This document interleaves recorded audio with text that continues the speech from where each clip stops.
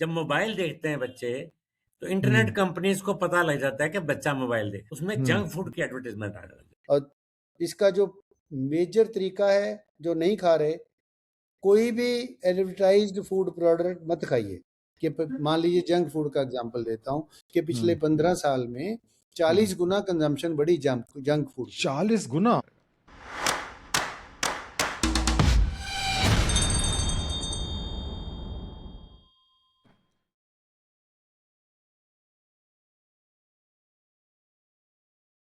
Hello दोस्तों, critical thinking forum पर आप सबका स्वागत है। दोस्तों, हम लोग जिस चीज़ के लिए सबसे ज़्यादा कंसर्न रहते हैं वो होती है हमारी हेल्थ। क्योंकि देखिए, जब हम बीमार होते हैं तो फिर हमें कोई भी चीज़ अच्छी नहीं लगती। आप चाहे जितने भी संपन्न हो, चाहे आप जितने भी पावरफुल हों, सारी चीज़ें बेईमानी हो जाती हैं अगर आपका शरीर जो है वो अस्वस्थ है। और हम डॉक्टर के पास जाते हैं और फिर हम ट्रीटमेंट लेने की कोशिश करते हैं और सोचते हैं जल्दी से जल्दी सही हो जाए। लेकिन हम जब सही होते हैं उसके बाद में फिर अक्सर जो है कुछ ऐसी चीज़ों को हम करते हैं जिससे कि फिर हम बीमार पड़ जाते हैं। यहाँ पर आपने देखा होगा, और मेरी भी लाइफ का एक्सपीरियंस ये है कि हमने दोनों तरीके के लोग देखे हैं। एक ऐसे लोग जो कि बिना दवा के अपनी लाइफ स्टाइल की वजह से सालों साल तक उनको किसी दवा की जरूरत नहीं होती है। और वहीं पे ऐसे भी मैंने बहुत सारे लोग देखे हैं जो कि जरा सी उनकी एज बढ़ती है और उसके बाद में वो बहुत सारी बीमारियों से ग्रसित हो जाते हैं और उनको लगातार दवा लेने की जरूरत पड़ती है। तो दोस्तों, हमारा अल्टीमेट गोल क्या होना चाहिए? गोल यही होना चाहिए कि भाई बिना दवा लिए हम जो है फिट रहें और मिनिमम से मिनिमम दवा का इस्तेमाल करें। बेसिक चीज ये है। तो इसी टॉपिक पे आज हम डिस्कशन करेंगे कि किस तरीके से हम जो है एक हेल्दी लाइफ को लीड करें मिनिमम दवाओं की सपोर्ट से। तो दोस्तों, सबसे पहले हमारे जो गेस्ट हैं वो डॉक्टर दिनेश खोसला साहब हैं, जो कि पहले भी हमारे पॉडकास्ट पे आ चुके हैं। और आप सभी लोगों ने उनके पॉडकास्ट को बहुत पसंद किया है क्योंकि उन्होंने जो बातें आपको बताई वो बहुत ज़्यादा यूज़फुल थी और आपके डे टू डे लाइफ में बहुत ज़्यादा फायदेमंद थी। और डॉक्टर साहब, जैसा कि आप जानते हैं, वो एमबीबीएस एमडी हैं, बेसिकली पेडिट्रिशियन हैं। और लेकिन इनका जो मेन कंसर्न है वो ओवरऑल हेल्थ से कनेक्टेड है। तो ये केवल बच्चों के ही डॉक्टर नहीं है, बल्कि बीमारी को एक होलिस्टिक पर्सपेक्टिव से देखते हैं और ये देखते हैं कि भाई किस तरीके से हर एक उम्र का आदमी जो है वो स्वस्थ रहे। और ऑफ कोर्स इसकी जो नींव पड़ती है वो तो बचपन से ही पड़ती है। तो अगर हम बचपन से अच्छी आदतें डाल लें तो डेफिनेटली वो आगे चल के उसकी भी बच्चे के स्वस्थ रहने के ज्यादा चांसेस होते हैं। तो डॉक्टर खोसला साहब, आपका फिर से एक बार स्वागत है हमारे प्लेटफॉर्म पे। आज हमारे दूसरे गेस्ट जो हैं वो हैं डॉक्टर अरुण गुप्ता साहब, और ये भी पेडिट्रिशियन हैं और बच्चों के तो डॉक्टर ही हैं, जो कि इन्होंने बेसिकली 1976 से इसका ट्रीटमेंट करते रहे हैं। लेकिन इन्होंने एक्चुअली ये जो बच्चों के डॉक्टर से बढ़ करके इन्होंने जो एक मेजर प्रॉब्लम है सोसाइटी में उसको सॉल्व करने में इन्होंने काफ़ी सारा अपना जो है लाइफ स्पेंड की। जैसे एक बहुत इंपॉर्टेंट चीज़ है, इन्होंने एक breast feeding promotion network of India BPNI setup किया और फिर ये कन्वीनर भी रहे nutrition advocacy in public interest, इसके ये कन्वीनर रहे हैं। और बेसिकली इनका जो बहुत बड़ा मिशन है लाइफ का वो ये है कि किस तरीके से बच्चों को जो है, जो आज के ज़माने में जो अल्ट्रा प्रोसेस्ड फूड होते हैं, फास्ट फूड जो होते हैं, मिसलीडिंग एडवर्टीजमेंट होते हैं जो बच्चों को और इवन बड़ों को भी अट्रैक्ट करते हैं अनहेल्दी फूड को खाने के लिए, उन सब से बचाने की कोशिश करते हैं और उसके लिए वो लगातार प्रयत्नशील हैं। और किस तरीके से एथिकल पॉलिसीज जो हैं वो गवर्नमेंट की तरफ से बनाई जाएं जिससे कि ओवरऑल जो है कंट्री का हेल्थ जो है वो इम्प्रूव हो सके। ये एक फेलो हैं इंडियन एकेडमी ऑफ पेडिट्रिस्ट के 2001 में थे और 2010 से 2015 तक जो है आप एक मेंबर थे PM council on India's nutrition challenges. तो डॉक्टर गुप्ता, आपका बहुत बहुत स्वागत है हमारे आज के बहुत बहुत शुक्रिया जो आपका। पॉडकास्ट है, और या बहुत बहुत धन्यवाद आपने समय निकाला आज के लिए। तो डॉक्टर साहब, आज का हम टॉपिक शुरू करते हैं। मैं सबसे पहले ये बताना चाहता हूँ कि जैसे मेरे जो फैमिली में ही जैसे मेरे ग्रैंडफादर थे, वो 92 ईयर्स की एज तक रहे और वो बिल्कुल लास्ट डेज तक उनके जो बॉडी पैरामीटर्स थे बिल्कुल परफेक्ट रहे। ना उनको कभी शुगर था, ना कभी बीपी था, हर चीज़ वो खाते पीते रहे। और वहीं पर मैं बहुत सारे ऐसे लोगों को जानता हूं जो कि बहुत कम उम्र में ही उनको बहुत सारी दवाइयाँ लेने की ज़रूरत पड़ जाती है। और वो जैसे ही 60-65 साल के होते हैं तो समझिए दवाइयों का अंबार लग जाता है उनको। मैं ऐसे लोगों को जानता हूँ कि दिन में 10-10, 15-15 दवाइयाँ उनको रोज़ खानी पड़ती हैं और उसकी वजह से उनका मतलब हेल्थ लगातार डिटेरियोरेट होती चली जाती है। तो सबसे पहले मैं आपसे बात करना चाहूँगा डॉक्टर साहब कि डॉक्टर खोसला साहब से स्टार्ट करते हैं। तो डॉक्टर खोसला साहब, आप इस बारे में क्या आपका व्यू है कि किस तरीके से जो है हम एक हेल्दी लाइफ लीड कर सकते हैं दवा के मिनिमम सपोर्ट से? इसके बारे में आप कुछ कहना चाहेंगे? देखिए, सबसे पहले हम डिफरेंस देख लेते हैं कि हम स्वास्थ्य डिस्कस कर रहे हैं, तो स्वास्थ्य की परिभाषा फ़र्क है।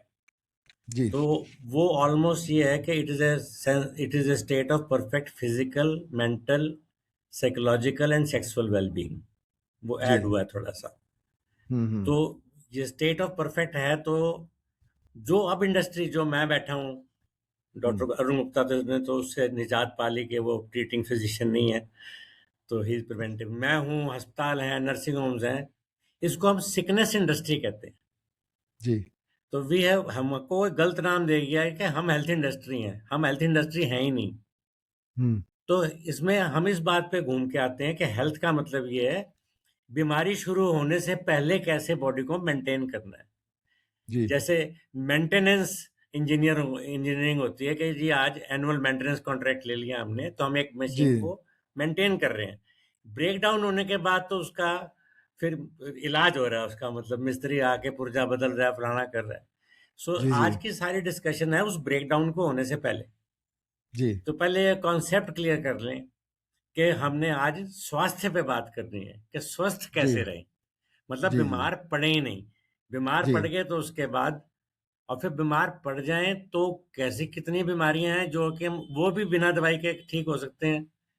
जी। या अब कुछ बीमारियां ऐसी हैं, जेनेटिक है या फलाना है, उनमें आ जाएंगी तो फिर दवाइयों को पूरी तरह से लेना भी, और अपनी क्वालिटी ऑफ लाइफ, अब हम जब भी क्रॉनिक डिजीजेस को आजकल ठीक कर रहे हैं तो साथ में ऐड कर रहे हैं कि क्वालिटी ऑफ लाइफ कैसी होगी भैया। कैंसर का जी। ट्रीटमेंट तो मैंने शुरू कर दिया, उसको मैं 2 साल जिंदा रख के दिखा दूंगा, हम्म। पर what will be the quality of life. So इस करके उन दवाइयों को फिर हर जगह पे मतलब वेट वेइंग करते हैं हम, रिस्क बेनिफिट रेशो। तो जी। दवाइयां अभी भी, तो मॉडर्न मेडिसिन का ना प्रोजेक्शन बहुत गलत हो गया। जी। This preventive medicine is fully incorporated into modern medical system. हम्म। तो ये हमारी प्लान्ड बदनामी हो रही है कि हमारा मतलब है कि हमारे पास आएंगे मॉडर्न मेडिसिन में, तो उसको प्रोपेगेट कर रहे हैं कि ये ट्रीटमेंट वाले डॉक्टर हैं। हम्म। हमारा नाम ट्रीटिंग फिजिशियन रख दिया कि बीमारी होगी तो हर बीमारी के बदले एक एक दवाई लिखते जाएंगे doctor. So this is not what modern medicine is. One pill for every ill. हाँ, तो डॉक्टर अरुण गुप्ता अब हैं, जैसे इन्होंने प्रैक्टिस छोड़ी तो उसके बाद his entire life span is in preventive medicine, preventive paediatrics. हम्म। मैं ट्रीट भी करता हूँ पेशेंट को, लेकिन मेरा 90% of time goes into preventive paediatrics. मैं काउंसलिंग कर रहा हूँ, फलाना कर रहा हूँ, दवाई एक लिख रहा हूँ, कई बार लिखता हूँ नो मेडिसिन नीडेड, ये भी लिख देता हूँ कोई हम्म। दवा नहीं लें, प्रिस्क्रिप्शन पे जी। लिखता हूँ। और ऐसा मुझे मॉडर्न मेडिसिन की टीचिंग में सिखाया गया। So let us talk about preventive health dialogue, पीछे छूट गया है। तो अब दवाई नहीं लेनी, इसका मतलब ये है कि हम प्रिवेंटिव हेल्थ कंपोनेंट को मजबूत करेंगे। सो अब क्या क्या कंपोनेंट्स हो गए हैं, आपके ग्रैंडफादर के टाइम से उनको इंडेक्स केस मान रहा हूं मैं, और जी। अब तक आते आते अब क्या क्या इंटरवेंशन हो गए हैं। तो जैसे आपने कहा, हम बच्चों से शुरू करते हैं। मैं पहले एक इंडेक्स केस बताता हूँ, फिर अरुण जी उसके बारे में और भी एक्सप्लेन कर सकें। अब जी। फ्रॉम बर्थ टू 2 years हम्म। दो ही बड़े वो हैं बच्चों को बचाने के, मतलब जो दवाइयां ना खाएं बच्चे। और हम पे जी। हमारे पास आने भी लग गए हैं बच्चे के पहले 1 साल में दवाई नहीं ली जब से जी। हमने, तो उसका है 6 months एक्सक्लूसिव ब्रेस्ट फीडिंग, हम्म। और 2 years तक milk to be mothers plus good complementary cooked food. जी। भारत सरकार के 3 शब्द की एक वो दी गई है कि हॉट कुक्ड मील्स। हम्म। ये वाली स्पेसिफिक टू इंडिया है, जी। इसमें हम आगे फिर डिस्कस करेंगे why they have written hot. Because हमारा एनवायरमेंट जो है वो पोल्यूटेड है। जी। पोल्यूटेड का मतलब बैक्टीरियल कंटामिनेशन भी फूड की ज्यादा है। जी। सो अगर बाकी कंट्रीज में अगर आप देखें, कहेंगे जी कल पार्टी में गए थे, आज आगे वापस, हम कभी भी कहेंगे कि कल पार्टी में गया था यार, आज पेट खराब। हमारा कांस्टेंट है, कल बार खाया था यार, पेट खराब हो गया। तो हमको सही बात मतलब है। ऑलमोस्ट 90% जहाँ इन्फेक्शन होनी ही होनी है। जी। तो उसमें ब्रीच देखते हुए मंडियों में, फ्रूट मंडियों में चले जाएं आप, तो वहाँ देखेंगे सुअर भी घूम रहे हैं, सब कुछ घूम रहे हैं। सो पॉलिसीज, हॉट कुक्ड मील्स, हम्म। इंग्रेडिएंट्स में कोई इतनी थ्योरी जितनी मर्जी बोल रहे हैं हम, किसी भी रेस्टोरेंट में जाएं और हम वेज थाली हो समझो, ऑर्डर करें, हम्म। हम्म। उसमें चार चीजें हर रोड साइड रेस्टोरेंट में मिलेंगी। एक रोटी है, थोड़े से चावल रख जाएगा, थोड़ी सी रोटी होगी, दो रोटियां, दालों की एक कटोरी होगी, दाल हम्म। में तड़का लगा देगा, घी का थोड़ा सा फैट ऐड कर देगा, तीन हम्म। मिक्स वेजिटेबल होंगी, एक रायता हम्म। रख जाएगा, साथ में हम्म। खीरे और प्याज और टमाटर, तीन चीजें रॉ वेजिटेबल के रूप में। सो जी। these 5-6 ingredients follow, मतलब फॉर्म दी वेजिटेरियन थाली ऑफ इंडिया। तो बच्चों को जी। शुरू से वही यही देना है। और उनको मैं कहूंगा इसको थोड़ा सा और हाँ डॉक्टर अपने साहब, आप कुछ एक्सपीरियंस इसमें, से हाँ। एक्सप्लेन करें जरा थोड़ा सा।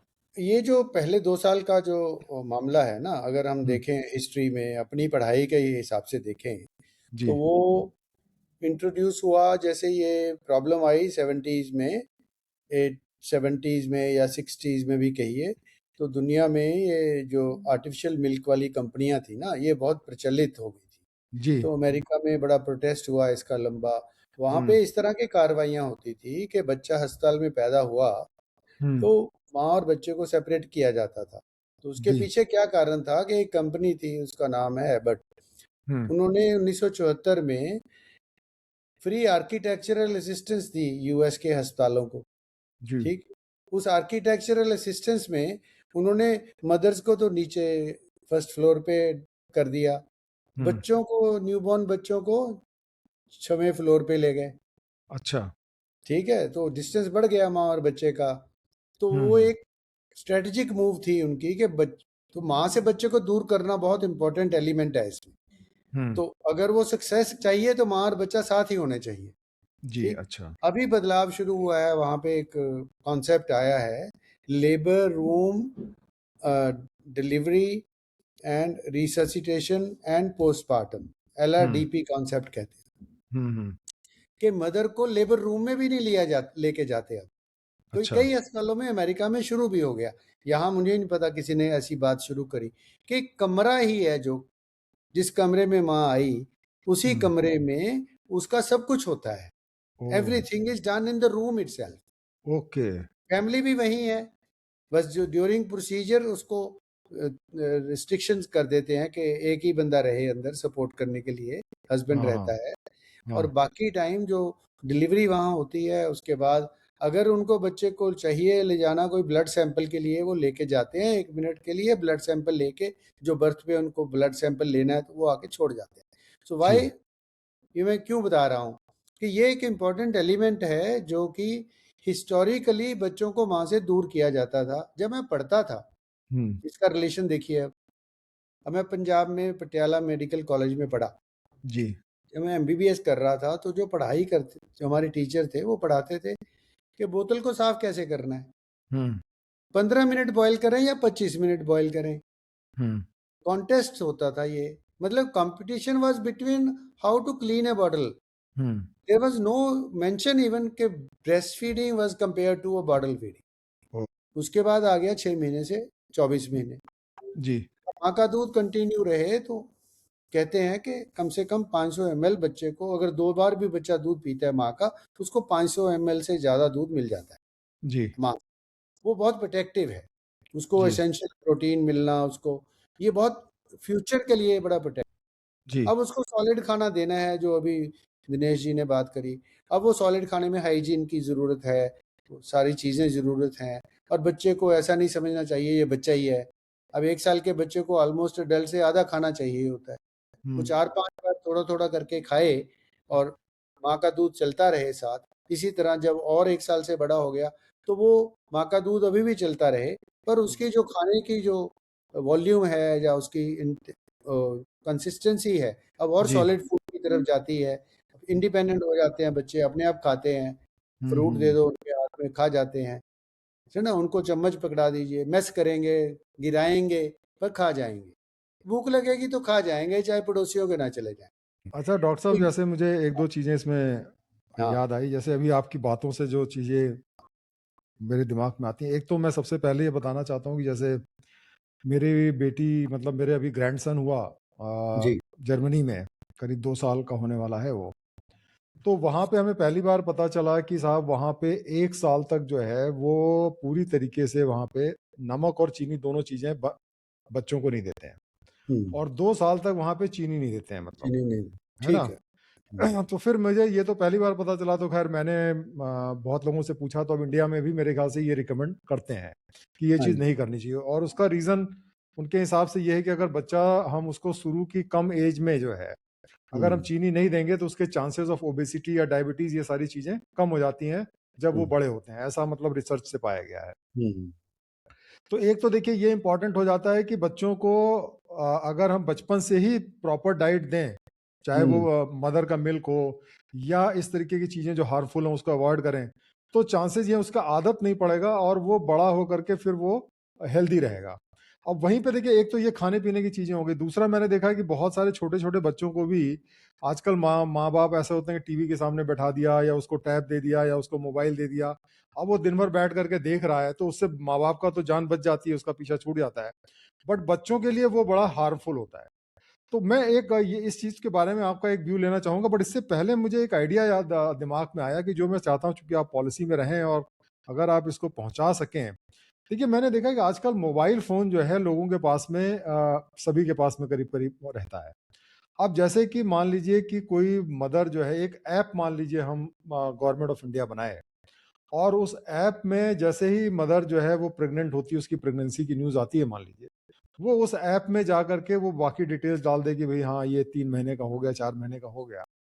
उसके बाद में अगर उसको रेगुलर उसके मोबाइल फोन पे, व्हाट्सएप पे मैसेजेस आते रहे रेगुलरली कि हाँ भाई ये करना है, ये नहीं करना है, क्योंकि इसमें क्या होगा कि एक सेंट्रलाइज लेवल पे चीजें हम पहुंचा सकते हैं, otherwise doctor to doctor depend करेगा। भाई कोई डॉक्टर जी। बताएगा, कोई डॉक्टर नहीं बताएगा, कोई मदर जो है वो उसको फॉलो करेगी, कोई नहीं करेगी। लेकिन जी। अगर इस तरीके की इंफॉर्मेशन या वीडियोस उनकी लोकल जो भाषा है उसके हम्म। अंदर लोगों को किसी ऐप के माध्यम से पहुंचता रहे, तो मेरे ख्याल से देखिए माँ बाप, सारे माँ बाप होते हैं अपने बच्चों का बेस्ट इंटरेस्ट चाहते हैं। जी। जी। तो वो अगर उनको वाकई में सही नॉलेज रहेगी, क्योंकि तो वो जरूर फॉलो करेंगे। क्योंकि अभी मैंने एक चीज और देखी, डॉक्टर साहब आप दोनों जने डॉक्टर हैं, आप लोग तो खैर पढ़े लिखे डॉक्टर हैं, क्वालिफाइड डॉक्टर हैं, लेकिन आजकल मैंने देखा हर आदमी अपने को डॉक्टर समझने लगा है। अभी आप देखिए यूट्यूब पे, फेसबुक पे इतने सारे वीडियोस आते रहते हैं, इतने सारे नॉन साइंटिफिक वीडियोस आते रहते हैं, और इतना क्विक फिक्स सोल्यूशन वो बताते हैं कि साहब ये कर लो ये नहीं होगा, ये कर लो ये नहीं होगा। तो लोगों को पता चलना मुश्किल हो जाता है कि इसमें सही क्या है, कहाँ गलत पे, क्या है कहाँ ना? जाए।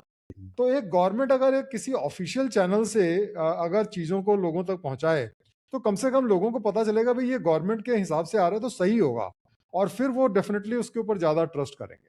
तो जी। मैं थोड़ा सा इस बारे में आपसे पहले तो ये कहना चाहता हूँ कि ठीक है, आपने 2 साल की बात बताई कि भाई 2 साल तक ये चीजें हो गई, बट हमें क्या क्या चीजें करनी चाहिए खाने पीने के मामले में, और बच्चों को जैसे मैंने मोबाइल फोन की बात करी, कैसे फिजिकल एक्टिविटी, ऐसी कौन सी चीजें उनको बताई जाए जिससे कि जब वो बड़े हों तो फिर वो हेल्दी रहें। तो डॉक्टर साहब, खोसला साहब आप शुरुआत करें, सर आप बताएं। मोबाइल फ़ोन का एक तो अब आजकल मैं आपको बताऊं कि मैं दिन के अभी 15-20 मरीज देखता हूं, ज़्यादा मैंने प्रैक्टिस कम कर दी है, लेकिन फिर भी 4 बच्चे हम्म, मोबाइल ओवर व्यूइंग से बिहेवियर डिसऑर्डर कहते हैं। हम्म। अच्छा। तो ओके। बिहेवियर डिसऑर्डर तो अलग से टैकल करने की बात होगी। एग्रेशन आ जाता है, माता पिता को मारते हैं, अपने भाई बहनों को मारते हैं। तो ओ। वो आप हैरान हो गए कि हमारे पीजीआई है, मिजोरम तक में जो पीजीआई है उसमें जी। मनोरोग विभाग में एक हाँ। जगह है जहाँ पे अल्कोहल से छुटकारा दिलाते हैं, मतलब डी हाँ। हम्म। Addiction clinic. तो जी। पहले दो होते थे, एक अल्कोहल, ना तीन होते थे, एक टोबैको और हम्म। तीसरा ड्रग्स वाला। हम्म। हम्म। चौथा clinic mobile de addiction clinic, उस पर लिखा हुआ mobile and internet de addiction clinic. वो अच्छा। मनोरोग विभाग में स्पेशल क्लिनिक खुल चुका है। लेकिन आज जिस संदर्भ में मैं और डॉक्टर अरुण गुप्ता बात कर रहे हैं, जिसमें डॉक्टर अरुण जी। गुप्ता को बाद में कहूंगा, बात बताएं, जब मोबाइल देखते हैं बच्चे, तो इंटरनेट हम्म। कंपनीज को पता लग जाता है कि बच्चा मोबाइल देख रहा है। अच्छा। They have a way to track हाँ, कि they will. Viewer is the child. जैसे हम ओके। नेटफ्लिक्स वगैरह ऑन करें तो उसमें वो मान लेते हैं भी कौन देख रहा हाँ है, हाँ हाँ फादर हाँ। देख रहा है कि मदर देख रही है, हु इज व्यूइंग। कि हम्म किड्स हम्म देख रहे हैं, तो आप किड्स हम्म पे सिलेक्ट करके किड्स के प्रोग्राम में जाओगे, उसमें हम्म। जंक फूड की एडवर्टाइजमेंट आने लग जाती ओह, हम्म, अच्छा। है। सो मोबाइल से फिर डुअल अटैक हो जाता है। एक तो मोबाइल को फिक्स होके बच्चा एक्सरसाइज नहीं कर रहा, सही बात है। और एक उसमें वो फोर्स कर रहे हैं, उनको जैसे ही पता लग जाता है कि टारगेट बच्चा है, ये प्रोग्राम बच्चा देख रहा है, तो वो जंक हाँ, फूड की एडवर्टाइजमेंट उसको टारगेट करते हुए कई गुना ज्यादा उस पे वो जंक फूड की एडवर्टाइजमेंट करने लग जाएंगे। फिर वो बच्चा उसके लिए जिद करेगा, चिल्लाएगा कि हमको ये चाहिए खाने हाँ, को। तो वो नहीं, वो खाने लग जाते हैं। माँ बाप को ये डिस्क्रिप्शन ही नहीं है, तो वो बैठे बैठे और वो इंटरनेट पे ही वो उस फोन को यूज करेगा इंटरनेट से फूड ऑर्डर करने के लिए। हाँ, तो वैसे माता मैंने पिता देखा को मेरे पता ही नहीं अपने लगता है, वो माएँ आवाज भतीजे। मारते रहते हैं, बेटा ये जोमेटो तूने मंगवाया है? वो पीछे से कहेगा हाँ जी मम्मी मैंने मंगाया है। वो घंटी बजती है, माँ बेचारी परप्लेक्स्ड है कि किसने मंगाया है। हाँ, ये तो खैर मैंने देखा, मेरे अपने भतीजे हैं, तो वो उसको ऐसे ही पता मंगा ही नहीं लेते कि हैं, तो सही बेचारी कह को रहे। कि वो बच्चा मेरा खा क्या रहा है, क्या मंगा लिया उसने, क्या खा रहा है। इसमें दोनों चीज़ों में एक कॉमन चीज़ है जो मोबाइल फ़ोन के यूज़ में, स्क्रीन में भी, और जो भी एविडेंस इसके ऊपर आ गया है जी कि ये एडिक्टिव है। जी। और ये जंक फूड है, ये भी एडिक्टिव है। ये दोनों, जैसे जंक फूड को तो अभी जो लेटेस्ट एविडेंस आ रहा है कि ये टबैको स्टाइल एडिक्टिव है ओह, जंक फूड का। हाँ, अच्छा। बहुत एविडेंस आ रहा है। तो अभी अभी मैंने एक पेपर लिखा है थोड़े दिन पहले ही। तो हम्म उसको तो छोड़िए, मतलब जो साइंटिफिक एविडेंस है इतना है कि हम्म मतलब हिल हिल रही हैं सरकारें कि भाई ये क्या हो रहा है। वो उसी तरह बनाया जाता है, डेलिबरेटली उसको बनाया जाता है कि वो एडिक्टिव हो, ताकि आप खाना मत एक बार शुरू कर दिया आपने, फिर आपके हाथ में नहीं है। घर का खाना पसंद ही नहीं आता बच्चों को। हाँ, नहीं पसंद तो क्या मतलब, वो दूसरी तरफ देखिए ना आप, अगर वो आप आपने अगर एम्प्टी कैलोरी से पेट भर लिया ना, तो आप हम्म। ऐसे थोड़ा कि आप घर का खाना भी खाएंगे और वो भी खाएंगे। दोनों चीज़ें तो हो नहीं सकती ना। आपके पास जो, मान लिया आपने चिप्स का पैकेट खा लिया, तो आपको हम्म। नहीं लगेगी ना भूख। फिर आपका दिल करेगा थोड़ी देर बाद चिप्स खाने को, कुछ उसने डोपामीन रिलीज किया। जी उस जी डोपामीन जो हिट मिलती है आपको, प्लेजर मिलता है जो, जी। वो प्लेजर का जो उसके पीछे होता है कि फैट और सॉल्ट का कम्बिनेशन, हम्म। प्रिसाइज डोज होती है उसकी। ओह, शुगर की ऐसे ही प्रिसाइज डोज होती है बेवरेज में।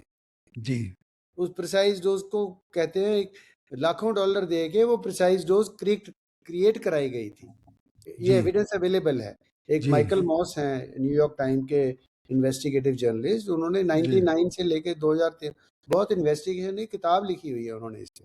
हम्म। उन्होंने इन्वेस्टिगेशन करी इंडस्ट्री में हो क्या रहा है, कि जी। उन्होंने, उसका नाम है आर्टिकल का, extraordinary science of addictive junk food. वो मिल ओके। जाएगा आपको नेट पे, न्यूयॉर्क टाइम में पब्लिश्ड है। जी। तो उसमें उन्होंने रिवील किया कि कैसे उसको एडिक्टिव बनाया जाता है। अब वो, तब ये पता चला कि उसको, उसका नाम है ब्लिस पॉइंट। उसको कहते हैं अच्छा, ब्लिस पॉइंट क्रिएट ब्लिस किया। पॉइंट। अच्छा। ठीक। अब अगर बेवरेज का ब्लिस पॉइंट आता है 10.5 ग्राम चीनी पे, ओके 10.5 से 11 मैक्सिमम, 11 ओके। से ऊपर भी चली जाएगी तो ब्लिस नहीं आता है। वो तो ज्यादा मीठा हो जाएगा, मजा नहीं आएगा। तो आप कोई बेवरेज उठा के देखिए, आपको मिलेगा 10.5 11 के बीच परसेंटेज मिलेगी आपको, कि 100 ml में 10.5 ग्राम चीनी है। जी वो सारे ने, सबने करी वो कॉपी। तो इसी तरह जो पीछे स्क्रीन टाइम का ग्लोबल स्टडी हुआ था, जी। उसमें जंक फूड का भी स्टडी था कि कितने लोग इंडिया के आया था, कि उसमें इंडिया भी था। तो उसमें कई कंट्रियों की स्टडी थी, उसमें इंडिया भी था। तो वो ऑनलाइन स्टडी थी, अबाउट 1 मिलियन पीपल इन्वॉल्व। हम्म। तो उसमें थे 11 साल से 30 साल तक के, और अबव 44 ईयर, कुछ ऐसे दो ग्रुप बनाए थे उन्होंने। जी। तो ये जो छोटा उम्र वाला ग्रुप था, हम्म तो उसमें 44% बच्चे जो थे हम्म। वो जंक फूड कंज्यूम कर रहे थे। अच्छा। 44%। और हम्म। उनका काफ़ी ज़्यादा रिलेशनशिप था। अभी अभी मैं एक स्टडी शेयर करके चुका हूँ, अभी आई है, हम्म। कि जो मेंटल हेल्थ के ऊपर ये इम्पैक्ट कर रहा है जंक फूड। ओ। एक तो कर रहा है कि एडिक्टिव है, एक हाँ। ये मेंटल हेल्थ के ऊपर, जैसे डिमेंशिया के, अभी अभी जो स्टडी आई है, अभी 5 मिनट ओ। पहले, शुरू करने हम्म। से पहले मैं वो शेयर करके चुका हूँ, मेरा ग्रुप है जो, हाँ। उसमें डिमेंशिया 58% रिस्क बढ़ जाता है डिमेंशिया का, अगर आप ज़्यादा खा रहे हैं या कम खा रहे हैं। ज़्यादा वर्सेस कम में कंपेयर हुआ, ज़्यादा का मतलब 10% ऑफ योर डेली डाइट से, अगर आपकी डेली डाइट है, नॉर्मल डाइट चल रही है, अगर आपने उसमें 10% जंक कन्वर्ट कर लिया, मतलब कि अगर 2000 कैलोरी की डाइट है, आपने 200 कैलोरी जंक से ले ली। जंक मीन्स अल्ट्रा प्रोसेस, जो इंडस्ट्री में बनता है, जो खाना पीना, वो प्री पैकेज आता है, उसमें यही आते हैं ना, चिप्स हुआ, कोला ड्रिंक हुआ, बिस्किट हुए, चॉकलेट हुए, जो भी इस तरह की चीज़ें हैं, वो नूडल्स हैं जैसे। अगर आपने अपनी डाइट को रिप्लेस कर लिया, डाइटरी पैटर्न को रिप्लेस कर दिया, अच्छा डॉक्टर साहब, उसमें एक पिज्जा, बर्गर, ये सारी चीजें भी सारे आती हैं, उसी में चाउमीन आते वाउमीन हैं? हैं, सारे उसी में आते हैं। अच्छा ठीक। Everything which is made in the industry, आप उसका ब्रॉड क्लासिफिकेशन ये है कि जी ये जी। इंडस्ट्रियल फूड प्रोडक्ट्स होते हैं वर्सेस जो मेड कि in kitchen, home kitchen they are not made in, they can't be made in home kitchen. Kitchen. So उसको, उसका ये मतलब होता है कि वो फूड सब्सटेंसेस को लेके बनाए जाते हैं। फिर इंडस्ट्रियल प्रोसेसिंग होती है कई तरह की, उसके ऊपर कलर लगाए जा रहे हैं, फ्लेवर लगाए जा रहे हैं, जो कि इसको फर्दर एडिक्टिव बनाते हैं, फ्लेवर्स। जी ठीक, जी। उसके अंदर जो केमिकल डलते हैं वो हम कभी किचन में इस्तेमाल नहीं करते। तो ओह। ये डिफाइन करते हैं अल्ट्रा प्रोसेस फूड को, जो उसमें रंग डला है, फ्लेवर डला है, नॉन शुगर स्वीटनर डला है जैसे एस्पार्टेम वगैरह, या उसमें एमल्सीफायर डला है, या उसमें स्टेबलाइजर डला है। ये चीजें डिफाइन करती हैं उसको कि ये कॉस्मेटिक, इसका नाम रखा गया है कॉस्मेटिक एडिटिव्स। अब ये अच्छा। अगर डलेंगे तो ये जो जंक फूड है, हम पॉपुलरली जिसको आइडेंटिफाई करते हैं जंक फूड से, वो अगर आपने मान लीजिए चिप्स घर में बना लिए, चिप्स बन सकते हैं घर में, बिल्कुल, पहले बनते ही थे, होली होली में हम लोग बनाते थे घर पे आप चिप्स। बनाओ, अभी भी बनाओ। They are not as bad as the chips available from in the pre package industrial chips. उसका कारण जो ये चीजें नहीं डालते आप घर पे, क्योंकि आप, मार्केट वाली बड़ी चटपटी होती है ना, आप देखिए कभी हाँ मार्केट हाँ, वाली वो चिप्स देखिए, बड़ी चटपटी होती है, घर वाली बनाई थोड़ा सा जाती है, नहीं नॉर्मल होती वो है ना। वो चटपटी बनाई जाती हैं, इसीलिए जो आप घर पे बनाते हैं वो आप हाँ। बार बार नहीं बनाते, क्योंकि वो एडिक्टिव नहीं है। तो वो, that is a major difference between the two, जो अभी आप बात करें। तो जो मान लीजिए आप घर में ऐसा बिस्कुट भी बना सकते हैं, आप घर पे मिठाई भी बनाते हैं, तो हाँ बनाते मिठाई हैं। भी इतनी बुरी नहीं है मेरे हिसाब से, क्योंकि उसमें वो भी, जहाँ पे आपको रियल फूड नजर आए ना, हाँ हाँ। पैकेट में भी अगर आपको रियल फूड नजर आ रहा है, मान लो आपने डिब्बा खोला, उसमें पाइनएप्पल डला है, ठीक है, हाँ वो ठीक है। वो प्रोसेस तो है पर रियल तो है ना अभी भी। आपको पता है हम्म। चीनी में डला हुआ है, आपको ध्यान रखना है अपनी चीनी का, कि चीनी में भिगोया हुआ है वो, क्योंकि प्रिजर्व किया हुआ है। जी इसी जी। तरह फ्रोजन मटेरियल आता है, फ्रोजन मटर है, ये हुए वो प्रोसेस तो वो भी है। तो मेरा कहने का मतलब सारी प्रोसेसिंग माड़ी बुरी नहीं होती, अल्ट्रा प्रोसेसिंग जो है, जिसमें वो ये ज्यादा। रंग डल के ये चीजें मशीनों से निकल के आती हैं, वो बहुत लंबा प्रोसेस होता है। उसमें 500 डिग्री पे पहले उसको प्रोसेस किया जाता है, उसको मेल्ट कराया जाता है, फिर उसके पेस्टिंग करते हैं, फिर उसकी स्ट्रिप्स बनती हैं, फिर उसकी कटिंग होती है, छोटे छोटे चिप्स बनते हैं डिफरेंट कलर, फिर उसके बाद ब्लास्ट होता है उसके ऊपर फ्लेवर का, फिर नीचे आती दूसरी मशीन में ब्लास्ट होता है कलर का, फिर नीचे आते तीसरी मशीन में ब्लास्ट होता है अब नमक मिर्च का, ये जो भी वो भी डलती है ना उसमें। तो वो इस तरह जो सारे प्रोसेस हैं, फिर एंड प्रोडक्ट बनता है जिसमें फूड मैट्रिक्स ब्रेक हो जाता है। रियल फूड, आप कोई चिप्स का पैकेट उठा लो, चॉकलेट उठा लो, आपको अंदर कोई, आप you can not identify real food. जैसे मान लीजिए लोगों के लिए भी मैसेज है कि अगर खा रहे हैं तो उसको कम करना शुरू कर दीजिए। एकदम अगर मान लीजिए एडिक्टिव है, आपका दिल करता है, क्रेविंग होती है, तो आप एकदम नहीं छोड़ सकते। आप धीरे धीरे धीरे करके टारगेट बना लीजिए, 2 महीने का, 3 का, धीरे धीरे करके उसको एलिमिनेट कर लीजिए।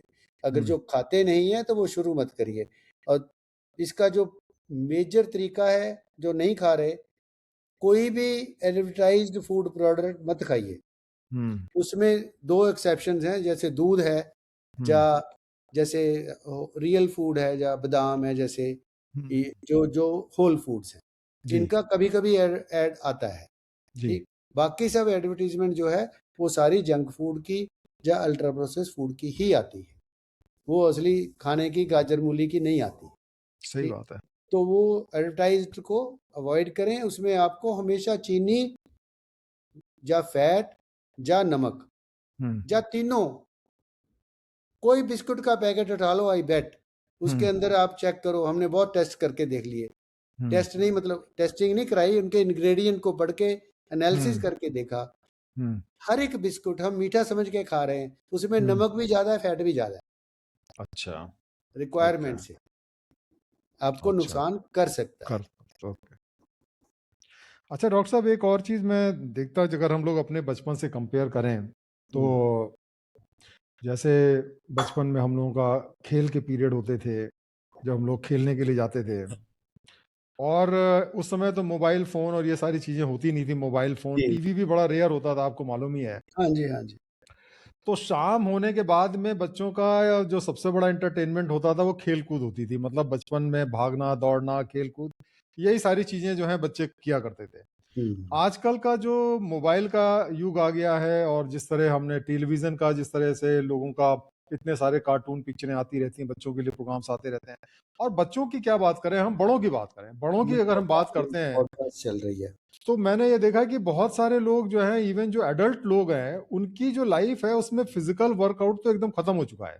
मतलब वो ऑफिस जाएंगे, ऑफिस से घर आएंगे, और शायद 10% लोग भी ऐसे नहीं है मेरे हिसाब से, एक रफ कैलकुलेशन के हिसाब से, जो अपनी फिटनेस पे, चाहे वो मॉर्निंग वॉक हो, चाहे वो जिम जाना हो, इस पे ध्यान देते। तो खाना तो देखिए एक चीज हो गया, लेकिन साथ साथ में फिजिकल फिटनेस भी बहुत बड़ा शिकार हुई है जो आजकल की जो मॉडर्न लाइफ स्टाइल है।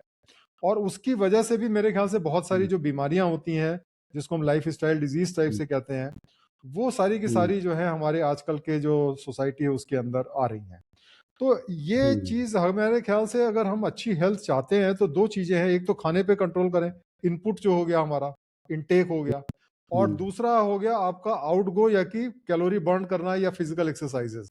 तो इन दोनों चीजों का बैलेंस अगर हम करके रखें तो मेरे ख्याल से हम लोग एक अच्छी हेल्दी लाइफ लीड कर सकते हैं। तो अब हम इस बारे में बात करेंगे, उन लाइफ स्टाइल चेंजेस के बारे में जो कि हमें करनी चाहिए, जिससे हम अवधेश जी, हेल्दी लाइफ लीड उससे करें। पहले सिर्फ एक लाइन बीच में प्रिवेंटिव की पड़ी रहेगी, जो नेसेसरी हाँ बताइए। वैक्सीनेशन हैं वो लगवाना बच्चों को। अच्छा ठीक है, तो ठीक वो है, एक ठीक है। मेजर प्रिवेंटिव, ब्रेस्ट फीडिंग के बाद दूसरा मेजर प्रिवेंटिव चीजेस जो वैक्सीनेशन अप्रूव्ड हैं एक कंट्री में, जी। उनके प्रोग्राम में, वो सारी हाँ। लगवाना। तो ये एक लाइन की बात, मतलब ये बहुत जरूरी है प्रिवेंटिव हेल्थ के लिए, बड़ा भारी कंपोनेंट है। अब अडल्ट्स के लिए वैक्सीन भी रिकमेंड हो रही हैं।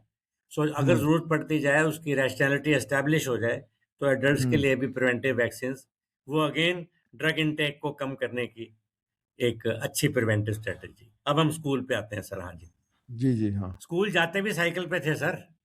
हाँ, साइकिल से जाते थे हम लोग, साइकिल से कॉलेज में जाते भी बिल्कुल साइकिल से। पे जाते थे, तो अरे मैंने जर्मनी में देखा, वहां पे सारे बच्चे साइकिल से ही साइकिल, आते हैं। सब वहां पे साइकिल बस, पे। स्कूल बस का कॉन्सेप्ट ही नहीं है। यस, दैट सब इज। साइकिल से, छोटे छोटे बच्चे मैं देखता हूँ चले आ रहे हैं साइकिल से। तो एक्सरसाइज जब भी हम कभी कहते हैं ना, हम कहते हैं हाँ। तभी कर सकता है बंदा। हम पेशेंट को कितना मर्जी वो कर लें, काउंसल के एक्सरसाइज करो, अगर हम उसको वर्क शेड्यूल में इनकॉर्पोरेट कर देते हैं ना, एंटरटेन कर देते हैं, तब वो हाँ एक्सरसाइज बेस्ट होती है। कि सही बात ऑफिस है। जा रहे हैं तो काम पे पहले वॉक करके जा रहे हैं, पहले साइकिल पे जा रहे हैं, तो जाने आने में हाँ ही एक्सरसाइज हो जाएगी। अपनी सही लिफ्ट बात। नहीं ले रहे, अगर हाँ। थर्ड फ्लोर तक ऑफिस है, तो आप सीढ़ियां चढ़ रहे हैं, तो हम्म ऐसे सेलेक्ट कर लें, तो फिर वो इंटरट्वाइन हो जाती है एक्सरसाइज। तो अलग से फिर एफर्ट नहीं करना पड़ता, टाइम नहीं निकालना पड़ता। तो बेस्ट हम्म अपॉर्चुनिटी ये होती है कि अपनी डे टू डे लाइफ में, वर्क लाइफ के अंदर इंटरट्वाइन कर लें उसको, एक मतलब उसको पार्ट ऑफ रूटीन बना पार्ट लें, ऑफ पार्ट ऑफ रूटीन बना रूटीन दें, तो अपने आप हो जाएगी। फिर अलग से टाइम अगर वो अलग कहते से हैं जी मैं टाइम। तो बड़ा बिजी रहता हूँ, 9 घंटे करना है। अब जैसे मैं पेशेंट देख रहा होता हूँ, तो हम्म मैंने क्या बनाया है कि हर पेशेंट को ना, मैं एक टेबल तो थोड़ी सी 5 फुट दूर लगा रखी है मैंने। आई अच्छा। Ask the patient to lie down on the table. हाँ हर पेशेंट हाँ को मैं कुर्सी से खड़ा होके फिर वहां जाके देखता हूँ। हाँ, तो इस बहाने आपकी हाँ, भी टेबल के ऊपर ये चल हाथ लेते लगा हैं। के पैरों की 2 मिनट एक्सरसाइज कर लेता हूँ। तो मैं बैठे बैठे सही। कॉन्टिन्यूसली पेशेंट देखता ही नहीं। हर पेशेंट आए को जी लिटाओ जी, बच्चे को लिटाओ जी। पेरेंट्स हाँ को बहुत अच्छा लगता है कि लिटा के अच्छे हाँ से पेरेंट्स को देखा, और मैं हाँ देर से खड़ा होता रहता हूँ, 20 बारी 30 बारी मैं खड़ा होता रहूंगा। सही, सही तो बात ऐसे है। इंटरट्वाइनिंग के बहुत सारे तरीके जो हैं। हम्म तो चलिए आगे चलते हैं, जो आप बात कर रहे हैं। हाँ, तो आप डॉक्टर साहब कुछ हाँ, कहना एक मैं चाहेंगे ये बता डॉक्टर? रहा था, कई बार हाँ आंकड़े हाँ। आते हैं जी के मृत्यु दर कम हो गई है। हाँ हाँ अगेन ये डिजीज के आंकड़े हैं, जी। लेकिन असली आना चाहिए कि डिजीज रेट फॉल कर गया, कि इंडिया में अब हार्ट अटैक का इंसिडेंस जो है पिछले साल इतने परसेंट हुआ था और आज इस साल से इतने इतना परसेंट कम हुआ। हो गया। हाँ अगर हम डिजीज इंसिडेंस कम कर रहे हैं तो we are talking of health. सही बात है। बढ़ रही है ना अपने तो। हाँ बड़ों के लिए मोटापा बढ़ गया इस बार, जो डेटा आया है 3 दिन पहले, अच्छा। उसमें मोटापा और both men and women 20 to 25% 4 साल में बढ़ गया। अब विमेन अच्छा। Are 30% women, adult women are obese in India, 25% men are obese in India। ओ। और अभी अभी जो आप बात कर रहे थे उसमें डायबिटीज और ब्लड प्रेशर, ब्लड शुगर वगैरह के भी टेस्ट हुए हैं और ब्लड प्रेशर के भी टेस्टिंग हुई है, वो जी। भी बढ़ रहा है और बढ़ भी रहा है, अच्छे अच्छे प्रोपोर्शन में बढ़ रहा है। अर्बन एरिया में ज़्यादा है, रूरल में थोड़ा कम है। जी। तो वो एक इम्पॉर्टेंट एलिमेंट है बीमारी का, जो अभी दिनेश कह रहे थे कि भी डेटा जो है वो वैसे ही। मैं डायरिया का देख रहा था कल दिनेश, मुझे उसमें भी थोड़ा लग रहा है परेशानी है। सीवियर डायरिया चाहे कम हुआ है, बीमारी डेथ बच्चों की कम हुई है, पर डायरिया जो है वो पर थाउजेंड मुझे अच्छी तरह एनालाइज करना है अभी उसको। वो इतना फ़र्क नहीं पड़ा अभी कि कितने परसेंट बच्चों को, 6 या 7 बच्चों को 1000 में, 1000 पॉपुलेशन में, कि 6 या 7 बच्चों को डायरिया होता था। तो वो बहुत साल पहले भी मैंने सुना था, तब भी इतना ही था।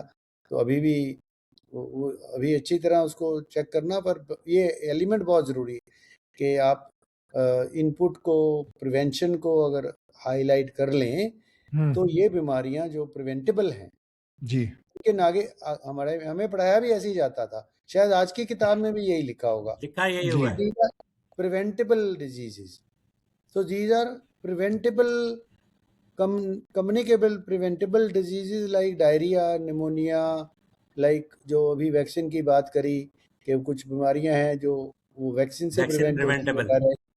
सो वैक्सीन प्रिवेंट, सो दी ये वैक्सीन का तो काफ़ी अच्छा रेट हो गया है दिनेश, जो हाँ अभी जी, हाँ जी, हाँ जी, डेटा आया है हाँ जी। उसमें वैक्सीन काफ़ी आगे।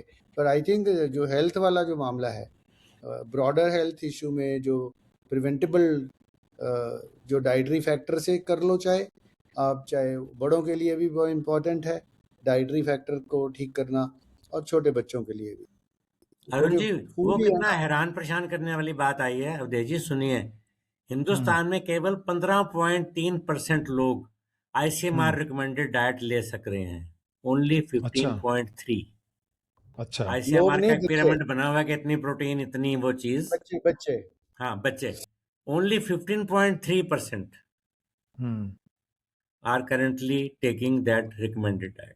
जो 6 महीने से 24 महीने का पीरियड है ना, हम्म। उसमें जो माँ के दूध के साथ खाना देना होता है, जो हमने कॉम्प्लीमेंट्री पहले बात फीडिंग। करी, ठीक, हम्म। उसमें एक इंडिकेटर होता है एडिक्वेट डाइट।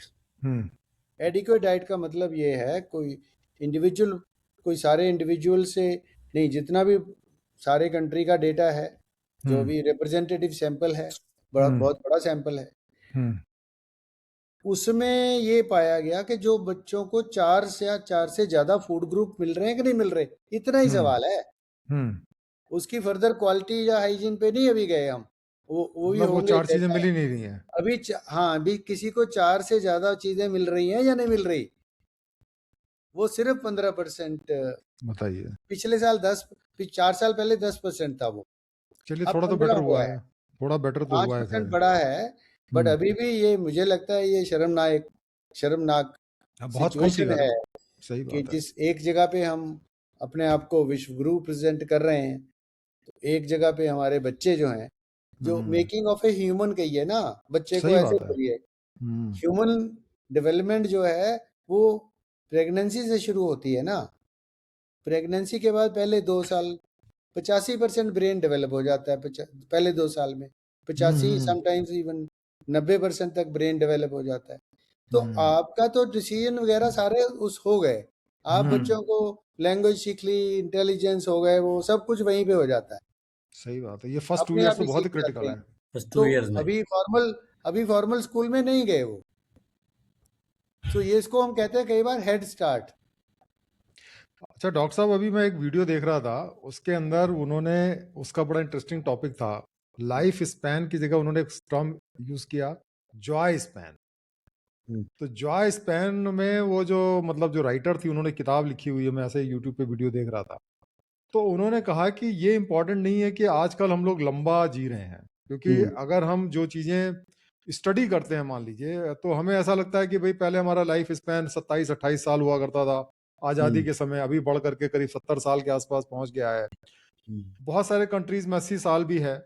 तो उनका ये कहना था कि ये इंपॉर्टेंट नहीं है उतना ज्यादा कि हम कितना लंबा जी रहे हैं, ये इंपॉर्टेंट है कि जितने समय हम जी रहे हैं उस समय के अंदर हमारी नंबर 1 हेल्थ कितनी अच्छी है, और रिलेशनशिप्स हमारे कितने अच्छे हैं लोगों के साथ में, उसके बाद में क्या हमारी लाइफ में एक पर्पस है, कोई मोटिवेशन है।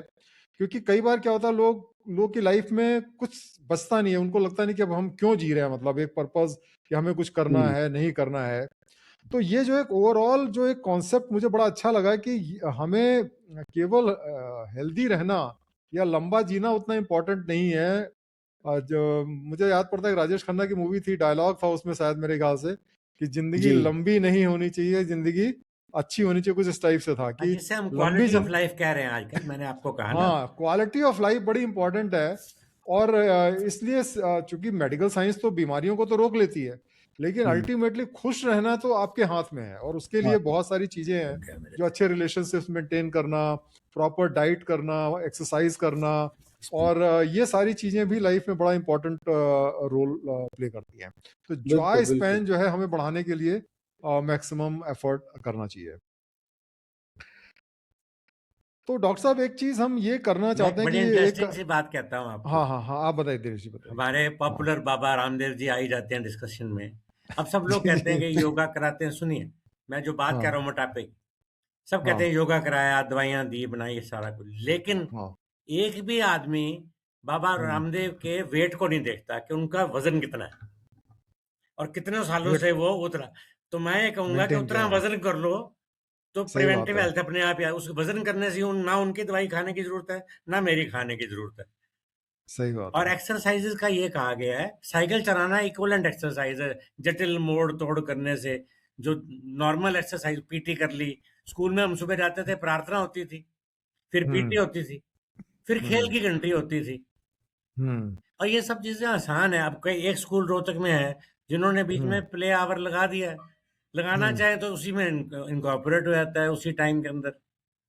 और प्ले करने के ऐसा बाद बच्चों की ग्रहण शक्ति और ज्यादा, कंसंट्रेशन और अच्छी होती है, क्लासरूम कंसंट्रेशन। वो एक सही एक बात। एक पॉइंट इसमें और भी है, देखिए, जो ओवर एम्फसाइज भी नहीं कर सकते। मैं at least I don't do over emphasize on the exercise part, क्योंकि इसका कारण ये है, जो मैंने जो सीखा, जो अभी पढ़ के भी, जो डेटा से भी, वो जो रिस्पॉन्सिव जो ओबेसिटी, मैं सिर्फ ओवरवेट या ओबेसिटी के पॉइंट से कह रहा हूँ हम्म, कि उसके बाद बाकी बीमारियां फैलती हैं, जैसे फैलती जी हैं, बढ़ती हैं, जैसे ओबेसिटी से डायबिटीज बढ़ता है, जी, उससे ब्लड प्रेशर, हार्ट डिजीज, सारा कुछ बढ़ता है। तो जो कंट्रीब्यूशन है वो अनहेल्दी डाइटरी फैक्टर का 90% होता है। It may not be exactly 90, but one should have that. तो 10% होता है फिजिकल मूवमेंट या उसका। आई एम नॉट सेइंग कि डिसकंटिन्यू कर दो उसको, but I am trying to say is this, diet is most important, that you can't outrun a bad diet. ये मैं कहता एब्सोल्युटली। हूँ। सो इसको इस तरह देखना चाहिए कि ऐसा नहीं है कि हम उसकी वजह, तो ये नया कुछ जो हुआ है हमारी लाइफ में, जो नई चीज़ें हुई हैं जिनकी वजह से ये प्रॉब्लम आई है, कि मान लीजिए जंक फूड का एग्जांपल देता हूँ, कि पिछले 15 साल में 40 गुना कंजम्पशन बढ़ी जंक जंक फूड की। 40 गुना, ओ हाँ माय जी, गॉड। 40 गुना in terms of sales, right? India का डेटा है, ये इकोनॉमिक सर्वे ने पॉइंट आउट किया है। और उसी दौरान ओबेसिटी डबल हो गई उसी पीरियड में। अब सही बात है, मैं रिलेशनशिप नहीं कह रहा कि कॉजल है ये, मैं ये कहना चाहता हूँ कि मिरर कर रहा है कि इन दिनों में और क्या हुआ। पोल्यूशन भी थी इन दिनों में, जितनी मूवमेंट पहले करते थे हमने कोई कम नहीं करी, उतने ही लोग चल फिर रहे हैं, शायद थोड़ा बहुत ज़्यादा सैर करने लग गए हैं आगे से, कम नहीं करी। तो नेगेटिव फैक्टर क्या हुआ जिसकी वजह से ये ओबेसिटी डबल हो गई 15 सालों में? वो एक ही चीज स्टैंड आउट करती है उसमें कि जंक फूड की कंजम्पशन है बहुत बढ़ गई है। तो ये एक इम्पोर्टेंट एलिमेंट है कि अपने आप को खुश रखने के लिए, वेल फील करने के लिए, अपने आप को वेलनेस वाले एंगल में लाने के लिए एक्सरसाइज ह्यूमनली इम्पोर्टेंट है। But let us not see this as the solution कि आप एक्सरसाइज करना शुरू कर दो, खाओ जो मर्जी और पियो जो मर्जी, तो फिर आपका वेट लॉस नहीं हो पाएगा। ये बहुत इंपॉर्टेंट बात है। अभी जो ट्रायल अमेरिका में एक अस्पताल में दाखिल करके किया, उन्होंने 20 अच्छा लोगों को दाखिल कर लिया। जी। दाखिल करके 15 दिन उन्होंने एक ग्रुप को 20 लोगों को जंक फूड खिलाया। हाँ। भी जो जितना खाना है आपकी मर्जी खाओ, बस इसी पे जीना है आपको, ठीक। दूसरे लोगों को नॉर्मल फूड दिया, जितना खाना खाओ, उनको भी जितना खाना खाओ, जितनी भूख लगती है खाओ। 15 दिन के बाद एवरेज वेट गेन हुआ जंक फूड खाने वालों का, एवरेज वेट गेन 900 ग्राम से ज्यादा, 950 अच्छा ग्राम। अच्छा 15 दिन में। हाँ जी, 15 दिन में। और दूसरों का 900 ग्राम कम हो गया। उन्होंने रिवर्स कर दिया, फिर उसी ग्रुप को रिवर्स कर दिया। अच्छा जिसका 900 ग्राम बढ़ा था, 900 ग्राम कम हो गया फिर ओके 14 दिन में ही।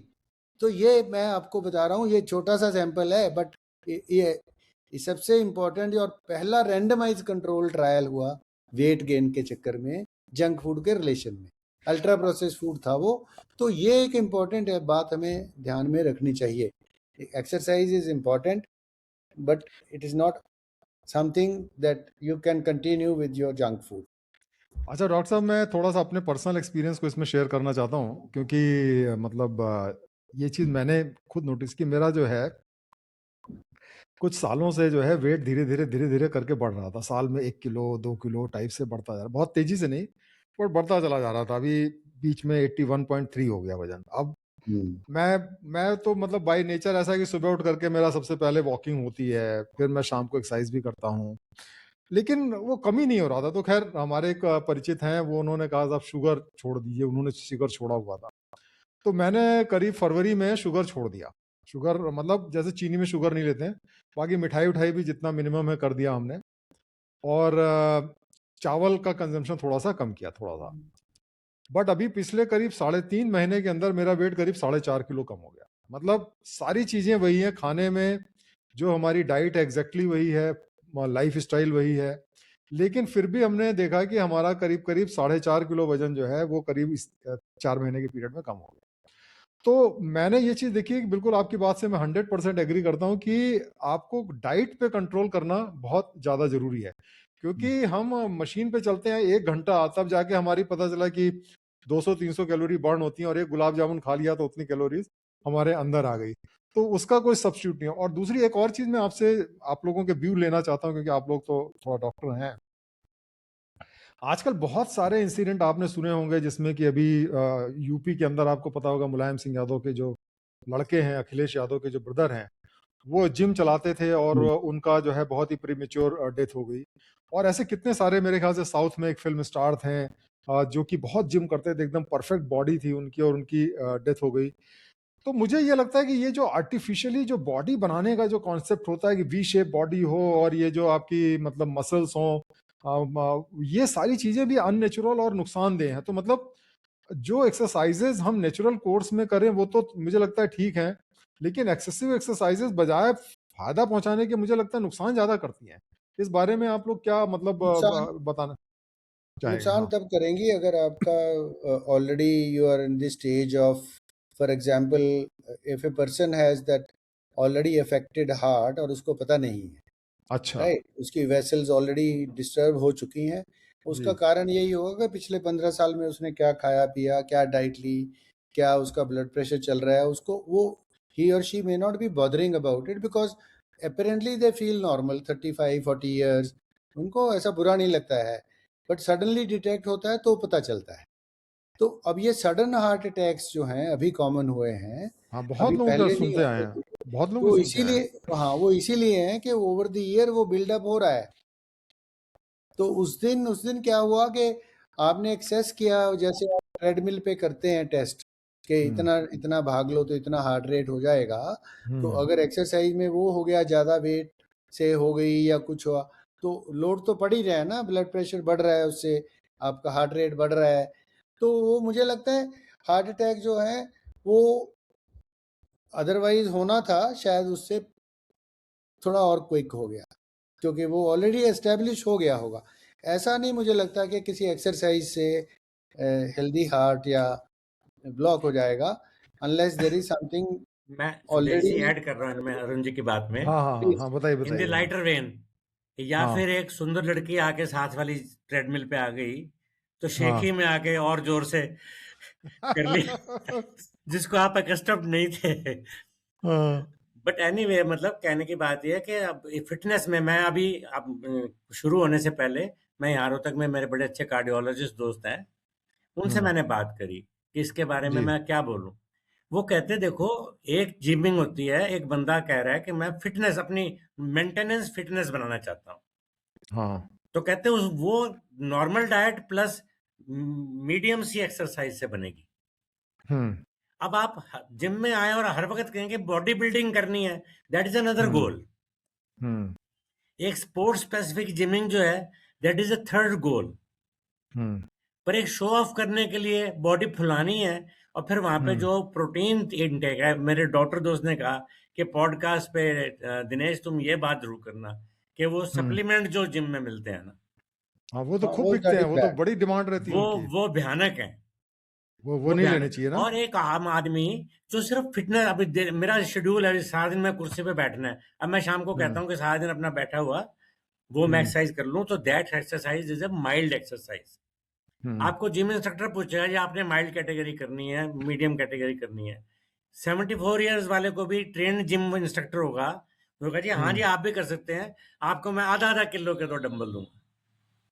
सही बात है। वो कहे 250 ग्राम के उठा लो। मेरा फिजियोथेरेपिस्ट आता है, वो सिर्फ 250 ग्राम मेरे हाथ पे बांध देता है, कहता सर आपकी हम्म एज में बस इतने सफिशिएंट है। तो नॉर्मल हाँ, आदमी ने जो वैसे खेल नहीं सकता, कूद नहीं सकता, भाग नहीं सकता, इसके लिए जिम जा हम्म रहा है कि दिन की एक्सरसाइज की डोज पूरी हो जाए। वो ठीक है Dinesh, I agree with you. हाँ व्हाट जी। I am trying to say is this that ये जो बॉडी बिल्डिंग भी है ना, हाँ जी। Body building itself is not the reason of heart attack. मेरा हाँ, वो कहने का मतलब जितनी ठीक है, वो मर्जी बात मैं तो बड़ी दूसरी बड़ी तरफ। बॉडी कर लो, but there has to be some underlying हाँ, वो आपकी पैथोलॉजी बात ठीक है, वो that already. Stands as it is. अच्छा डॉक्टर साहब, मैं तो एक आम आदमी की जी भाषा में एक अच्छा, मतलब एक एक्सरसाइज कैलोरी लेमैन के की बारे भाषा में में। एक बड़ी इंपॉर्टेंट बात लेडीज के लिए मैं बता रहा हूँ। द जी एक्ट जी। Of breast feeding consumes hmm about 500 calories from mother, hmm sometimes more also. Sometime more also. It is natural वो स्लिमिंग आप डिवाइस, गॉड गिवन स्लिमिंग सही। डिवाइस। जबकि ब्रेस्ट फीडिंग का इमेज ये है कि वो डिसफिगरिंग है। हाँ। तो इसमें दो लाइनें अच्छा मेरे श्रोताओं को मैं चाहता हूँ याद रखें। It is pregnancy which is disfiguring. अच्छा हाँ, Breastfeeding reshapes the body reshapes the and body. gives the needed exercise also. Breastfeeding के हाँ, प्रोसेस में ही वो 500 कैलोरी डाउन करने की एक्सरसाइज देते। अच्छा, इसमें मैं डॉक्टर साहब थोड़ा सा अपना एक थोड़ा फिलोसफिकल एंगल इसमें डालना चाहता हूँ। जी देखिए, हम लोग सुनते हैं सिंपल लिविंग हाई थिंकिंग, है ना। और एक बहुत ही चीज़ें बहुत ही ज़्यादा इम्पोर्टेंट है कि लाइफ में सिंप्लिसिटी जो है वो सबसे इम्पोर्टेंट है। सिंपल रहना बड़ा मुश्किल है, लेकिन लाइफ में अच्छी लाइफ जब आप सिंपल रहते हैं तभी आप लीड करते हैं। अब देखिए, जैसे मान लीजिए आपका वेट मैनेजमेंट की बात आई या हेल्थ की बात आई, अब इसमें देखिए दो तरीके के लोग मैंने देखे हैं। एक ऐसे होते हैं जो कि दबा के अपना खाना भी खाएंगे, खूब सारा खाना खाएंगे, दारू पिएंगे, सब कुछ करेंगे, और उसके बाद में जाकर के खूब अपना 2-3 घंटे जिम में भी लगाएंगे। मतलब उनका यह है कि हाई इनपुट हाई आउटपुट। दूसरा ये कैटेगरी आती है कि भाई खाना कम खाओ और मेहनत भी कम करो, है ना। कि भाई आप क्यों इतनी कैलोरी खाते हो कि उसके लिए आपको 2 घंटे जिम में लगाना पड़े। तो मैंने एक चीज देखी डॉक्टर साहब, ये देखी है कि मेरे ख्याल से मैं सेकंड ऑप्शन को ज्यादा प्रेफर करता हूं कि भाई खाना सिंपल रखो, जितनी आपकी जरूरत हो उतना खाना खाओ, ताकि क्योंकि बॉडी खासतौर से हम लोगों की जो एज है, जैसे जैसे हम लोगों की एज बढ़ती चली जाती है, हम लोग उस लेवल के एक्सरसाइजेस करते हैं जो जैसे 10,000 स्टेप्स आपको चलना है, या आप जिम जाकर के बॉडी बना रहे हैं, मिलिंद सोमन जैसी आप बॉडी बनाना चाहते हैं, या सलमान खान जैसी बॉडी बनाना चाहते हैं, उसका कोई मतलब नहीं है। क्योंकि हम लोगों को एज के साथ में मेरे हिसाब से तो आपको धीरे धीरे करके फिजिकल एक्टिविटी कम करनी चाहिए, क्योंकि वही जो आपके जॉइंट्स हैं, वही जो मसल्स हैं, वो बजाय इसके कि एक्सरसाइज उसको बेटर करे, मेरे विचार से तो वो शायद एक्सरसाइज उसको नुकसान पहुंचाएगी। अगर आपकी एज बढ़ती, जो 30 साल की उम्र में आदमी कर सकता है, अगर हम 60 या 70 साल की उम्र में करेंगे तो मुझे लगता है उसके फायदे होने की जगह पे नुकसान ज्यादा होंगे। तो हो मुझे तो सकता यही लगता है कि बेस्ट चीज यही है कि भैया सिंपल रहो, कम खाओ, है कम खाओ गम खाओ। हमारे बाबा जी कहा करते थे कि कम खाओ और पेशेंस रखो। गम खाओ मतलब हमारे गांव में कहते थे पेशेंस रखो, और इससे जो है लाइफ आपकी बेटर होती है। उनका एक और बड़ा इंटरेस्टिंग फार्मूला था जो बाबा हमारे कहते थे कि खाने में हमारा जो पेट है, आधा पेट भरो खाने से, और एक चौथाई पेट भरो पानी से, और एक चौथाई पेट जो है खाली रखो। मतलब उनका ये एक फंडा था कि साहब आप जो है अपने जितनी आप खा सकते हैं, आपकी ईटिंग कैपेसिटी है, उससे कम खाइए, तो आप हेल्दी रहेंगे, और वो काफ़ी हेल्दी भी रहे लास्ट तक, काफ़ी हेल्दी रहे। तो मुझे लगता है कि ये भी एक इम्पॉर्टेंट चीज़ है जो हमें ध्यान रखनी चाहिए, कि लाइफ को कॉम्प्लिकेट ना बनाएं, कि पहले तो खूब सारा आप कैलोरी कंज्यूम करें और उसके बाद में फिर पसीना बहाएं जो है वो कैलोरी को बर्न करने के लिए। इसमें हम एक और एंगल इसमें डालना चाहते हैं। देखिए वो मेरा पर्सनल एक्सपीरियंस है और आप लोग भी उसके बारे में दें। देखिए मैंने देखा कि खैर बॉडी तो देखिए हमारी जो कि मेडिकल साइंस उसको अक्सर चेक कर सकता है कि भाई आपका बीपी कितना है, शुगर कितना है, ये दुनिया भर की चीजें चेक कर सकता है। लेकिन सदियों से जो है, हजारों साल से, गौतम बुद्ध के समय से या उसके भी पहले से, ये कहा जाता है कि बॉडी और माइंड जो है ये दोनों एक ही थाली के, मतलब एक ही सिक्के के दो पहलू हैं। कहने का मतलब ये है कि अगर आपका जो दिमाग है, आपके जो फीलिंग्स हैं, आपका जो मेंटल जो सेटअप है, अगर आपका सही रहता है, आप अगर जिंदगी में खुश रहते हैं, तो आपकी बॉडी भी मैक्सिमम एफिशिएंसी पे काम करती है। और वहीं पे मान लीजिए आपने बॉडी के सारे फैक्टर्स को मेंटेन कर लिया, सारी दवाएं खा ली, सारी प्रॉपर डाइट ले लिया, प्रॉपर एक्सरसाइज भी कर लिया, लेकिन आप मेंटली खुश नहीं है, तो मुझे लगता है कि ये सारी चीजें जो हैं अक्सर नुकसान पहुंचाती है। जिसको गिल्टी कॉन्शियस जो होता है, अगर आप अपने अपने अंदर से दुखी हैं किसी भी कारण से, तो उसका अल्टीमेटली हेल्थ पे असर पड़ता है। तो मैंने एक चीज ये देखी और मैं उसको लाइफ में देखिए फॉलो भी करता हूँ, और मैं इस बारे में आप सभी लोग, आप तो मुझसे भी एल्डर हैं, तो आप लोगों के व्यू भी लेना चाहता हूँ, कि हमने देखा लाइफ में जो हमारा रूटीन होना चाहिए वो इस टाइप का रूटीन होना चाहिए कि उसमें फिजिकल हेल्थ के साथ साथ में मेंटल हेल्थ और इंटरटेनमेंट का भी एक प्रॉपर स्पेस होना चाहिए। जैसे मान लीजिए मुझे म्यूजिक पसंद है, मैं कीबोर्ड प्ले करता हूँ, गाने सुनना मुझे बहुत पसंद है, मैं अक्सर मूवी देखता हूँ, वॉक करता हूँ। ऐसी बहुत सारी चीजें जो कि मेरी रोजमर्रा की जिंदगी में शामिल हैं, जो कि मुझे रिलैक्सेशन देती हैं और मुझे मतलब इंटरटेनमेंट भी देती हैं, मेंटल पीस भी देती हैं। उसी तरीके से जैसे रिश्ते हमारे होते हैं, भाई बहन, परिवार, बीवी बच्चे, इनके साथ में रिश्ता बनाने के लिए मैं इसको मानता हूं हमें इन्वेस्टमेंट करने की लगातार जरूरत होती है। जैसे हम अपनी बॉडी पे इन्वेस्टमेंट करते हैं, वैसे उनके रिश्तों पे इन्वेस्टमेंट की बहुत जरूरत है। क्योंकि आप चाहे जितने भी सफल हो जाएं, लेकिन अगर परिवार के साथ आपके रिश्ते अच्छे नहीं हैं, और तो लगातार एक जो कांस्टेंट आपके दिमाग में टेंशन रहेगा, वो भी आपकी हेल्थ को कहीं ना कहीं स्पॉयल कर देगा। तो ये इस बारे में मैं आपसे चाहता हूं कि आप अपने विचार को शेयर करें। मैंने तो जैसा बताया कि मैं तो देखिए इंटरटेनमेंट है, मेंटल ग्रोथ के लिए मैं लगातार किताबें पढ़ता हूँ, इस तरीके के एजुकेटेड प्रोग्राम देखता रहता हूँ। उसके बाद में मैं रिश्तों को बहुत वैल्यू करता हूँ, कि कोई भी अगर मेरे रिश्ते में, दोस्तों में कोई तकलीफ में है या कभी किसी को ज़रूरत है, तो मैं ज़रूर प्रेजेंट हूँ, और ना केवल उनसे मिलूं बल्कि अदरवाइज भी हफ्ते में रेगुलर फ़ोन करते रहें, लोगों से बातचीत करते रहें, लोगों से मिलते जुलते रहें। तो ये सारे जो सपोर्ट सिस्टम है वो कहीं ना कहीं हमारी हेल्थ को भी इम्प्रूव करता है। तो जो आपने बताया था मेंटल और साइकोलॉजिकल, उस फैक्टर को मैं चाहता हूं कि थोड़ा सा हेल्थ के पर्सपेक्टिव से आप अपना व्यू दें। तो पहले दिनेश जी शुरू करते हैं, फिर हम अरुण नहीं, जी पे वो आएंगे। देखिए बात है कि मैं मेंटल हेल्थ का एक्सपर्ट नहीं हूँ, पर नहीं मतलब हम लोग कॉमन लैंग्वेज जैसे से। मैंने बताया कि मोबाइल से दूर करने के लिए बच्चों को, जी। कि मोबाइल मैंने आज डी एडिक्शन कराना है, मदर आ गई मेरे पास, तो मैं उनको हम्म, कहता हूँ जी मोबाइल साइलेंटली आप ले लो। इसको हम्म, ये नहीं कहना ऐसे, बच्चे को ऐसे नहीं लगना चाहिए कि सजा देने के लिए ले रहे हैं आप वापस, और हम्म, प्ले में डाल दो। मैं कह इसको take him to the playground, हम्म।